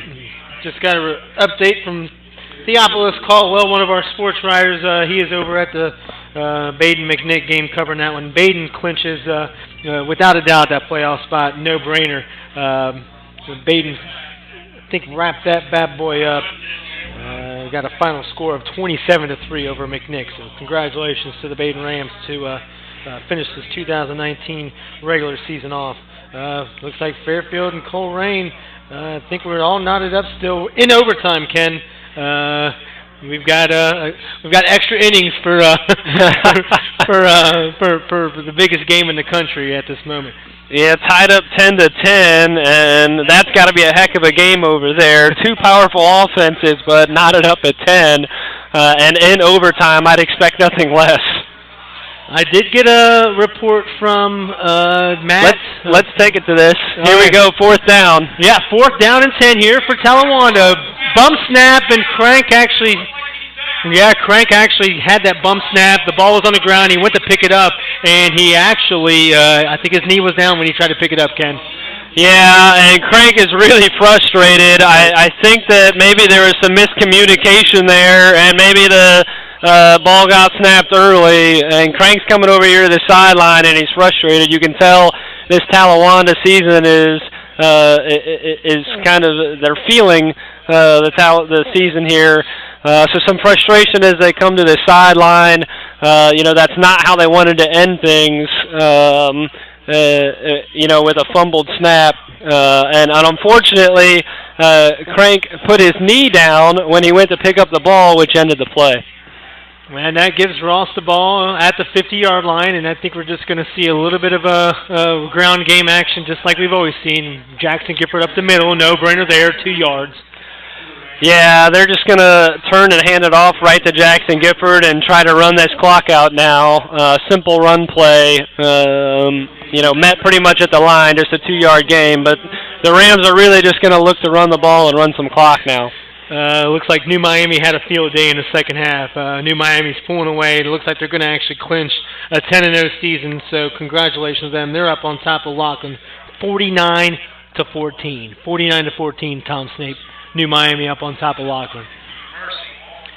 2 wide receivers set to the right. C.J. Bowes under center. Turn around. He's going to take it himself. Breaks the defender and gets about a yard on that one to the 48-yard line. Yeah, simple quarterback run, a play they've been running all night, and Talawanda right there to meet him. They know that they're trying to run the clock out, so you see everybody pressing that line. But simple play, and I don't think he actually picked up anything. So we're looking at this Anderson-Loveland game. Anderson is up on top of Loveland, 63-0. That's at least the last we've heard of it. So I'd imagine that Hamilton's going to be putting their thumbs up. I was going to say that's great news for the Hamilton Big Blue because they're losing right fans, who are actually trailing Lakota East 14-21. But that means with that Anderson win that they're going to clinch a playoff berth regardless of the outcome of their game. So that means Hamilton is in. We're looking at not a final score. Yeah, it is a final score. It looks like Madison's chances to make the playoffs are niched there. Waynesville defeats them 24-21. I think if there is any opportunity for Madison to make the playoffs after a loss, I'd imagine you're looking at double digits, maybe even 20 things need to happen for Madison to make those playoffs. Yeah, unfortunate for Madison. It looks like it was a close, well-fought game. Came down to 24-21. So, that might be it for their playoff hopes. C.J. Bowes under center. Handoff up the middle to Jackson Gifford. Jackson Gifford's not worried about doing anything fancy. He's going to cover the ball. No fumbles from here on out again. No, we really haven't seen. You've seen them protecting the ball extra well here in the second half, and it was a little bit of a delay handoff, and Talawanda was ready for it. So he was stuffed right at the line. But like I said, at this point, they're just trying to run the clock out. Well, they've already got rid of all their fumbles. They only have a max amount of 5 fumbles, and that's it. So they're not allowed to fumble anymore. Like we were saying before, Baden took care of McNicholas 27-3. Congratulations to Baden for wrapping up the 2019 regular season on a high note. Mount Healthy's taking care of Edgewood 35-21. Not sure if that one's updated yet, but Mount Healthy looking to clinch. I think Mount Healthy's looking to clinch a playoff berth as well. I don't really have too much on them, but that win may be some importance there, beating Edgewood at the moment. Lakota West on top of Middletown, 38-13. And we're here in Talawanda in Oxford, where it is Ross, 34-21. Minute 55 left to play in this contest. Can't tell you enough about these two programs here. 7-2, both squads coming in here, and they're 7-2 for a reason. So it's been a fun ride for both of these squads here. Here comes Ross in punt formation. Snap, good snap, and he's going to get rid of that boot. A pretty good punt. They're going to be looking for a big return here. but not able to field it, and a great punt by Ross. Man, that pins him inside the 10-yard line. Talawanda's going to have to go about 95 yards a couple times in less than a minute 43.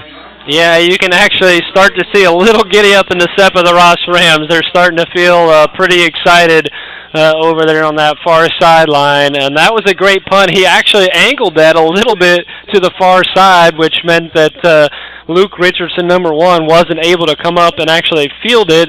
I'm sure Talawanda was hoping for a big return there, and then he gets a friendly kick when the ball lands, and they're able to down it at the 5-yard line. We've got a final in Bellbrook. Bellbrook takes care of Monroe 45-0. Ken may not have touched base on Monroe enough this year, but Bob Mullins came in as a first-year head coach, a fantastic guy, knows what he wants to do with this program, a young squad. So we're going to wish Bob Mullins and Monroe the best of luck next season. I believe that they fell to 2-8 on the season here. That's a toss from Adam Crank. I'm looking, there's a couple of receivers in that vicinity, but Ross, fantastic coverage on their end. Pass is incomplete. Yeah, at this point, Ross has kind of adjusted. They know a little bit of what to expect here, with only a minute 40 to go, and so they're sitting back in coverage here as Talawanda, is trying to do something with the last minute 40. Adam Crank's going to see what he can dial up here. They're going to continue to go, it looks like 5 wide, to see if they can try to mount a quick score. Here comes Adam Crank in the shotgun, tosses it over to the right side, looks a little bit of a wide receiver screen, and that's going to be taken out at the 15-yard line. That was Luke Richardson on that catch. Yeah, kind of a quick hitter there. Crank just quickly gets rid of it over to Luke Richardson on the outside, and actually he was able to dance down the sideline, and he almost picked up. I think he may have even got the first down. It's going to be close. He was right along that marker. Looks like they are going to give him the first down, so he was able to get out of bounds, and so he picks up about 10 yards, and they save some time on the clock. Good play. Crank is going to stay in the shotgun. 3 wide receivers out to the left side, 1 to the right. 1:35 left to play in this contest. Takes a snap, drops back, looking to the left side. Pursuit from Ross, but he tosses it away and actually gets a defender on a receiver on the left side, and he's pushed out of bounds. Ken, first down, about a 12-yard gain on that connection. Yeah, that was a heck of a play there by Adam Crank. He stepped back in the pocket, and then he gets some push from the Rams' Jake Davis, who's kind of on his heels from the Rams, and he rolls out to his left and is able to keep his eyes downfield, finds a receiver, and makes a huge completion. Good play there. First down and 10 at the 28-yard line. Tick, tick, tick is the clock. Ross is looking at this contest to wind down here. Adam Crank tosses over to the right side. Tried to hit number 7. We got Casey Truman, but great defensive play by number 3, Ethan Hall. Yeah, Thurman came kind of in motion over here to the near side, and they were trying to actually release a number of the wide receivers downfield, and so you saw Ross's defenders drop back, so he actually would have had some room, but a little bit out in front of him, and he wasn't able to corral that.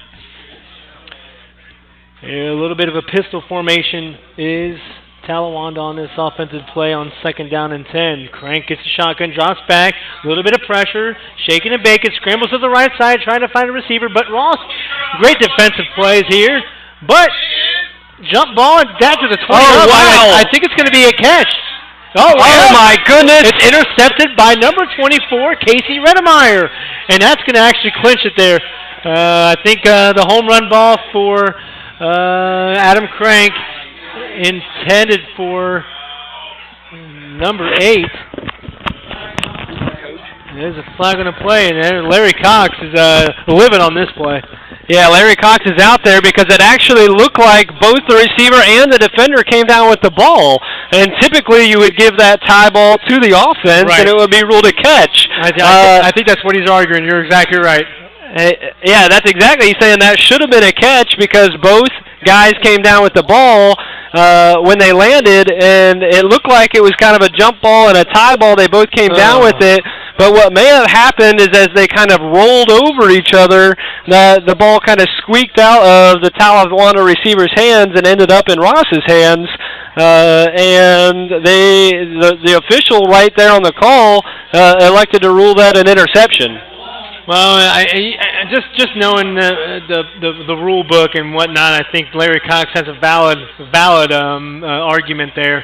It was kind of a bang-bang play. They both definitely came down with it and landed with it at the same time, but like I said, it was tough to see because they kind of rolled over top of each other, and that's when I think the ball ended up in Ross's hands, and you know, ultimately they ruled it an interception. Well, so like C.J. Bowe's lined up in victory formation, takes a knee, and that's going to wind this bad boy down. Ken, no timeouts for Talawanda. Larry Cox is still on the field. The frustration is as the season's kind of the glimpse of the 2019 season for Talawanda is starting to close here. Yeah, it was actually a heck of an effort on that last play by the Talawanda receiver. Crank got some pressure up the middle, and he rolled out to the outside to get away from the pressure, and it looked like he was maybe going to tuck it and run it, and he elected to heave it downfield, and he had a guy down there, but well covered, but had an opportunity to make a play and was in good position. The ball kind of came down in between both guys, and they got locked up. Both had it in their hands before they came down, and again, it ended up with Ross. Well, Ken, that's going to wrap it up here, brother. I know we saw a fantastic contest. Both squads trying to leave it out on the field. Ross had a little bit more to play for. Talawanda needed a little bit of help, but either way, 2-7-2 teams came into this contest. Looking for a closing of this 2019 regular season on a high note. Yeah, I know Talawanda is disappointed in the outcome there, but it's nothing to hang their head about. They put up a great fight tonight, and in the end, the Ross Rams were just too much. That offense was potent again, over 33 points again tonight. They didn't have to punt once. I think they did end up punting once in the second half there at the very end, but they pretty much exerted their will with that run game, and they did a really nice job. Well, Ken, that's going to wrap it up here at Talawanda in Oxford. It's Ross 34, Talawanda 21. Ken, appreciate you joining me tonight. It was a blast. We called a fantastic game with these two programs. So. Yeah, absolutely. Loved it. And we'll see kind of where everything shakes out with the rest of the playoffs. It should be interesting. I know a number of teams looking forward to next week and continuing to push their way through the playoffs. It ought to be fun. Well, it looks like Kenyon Combs is going to get himself an ice bath over there. We'll go ahead and chat with him. Hey, you listen to Butler County High School Sports Reports Radio Network. We're going to close it out here.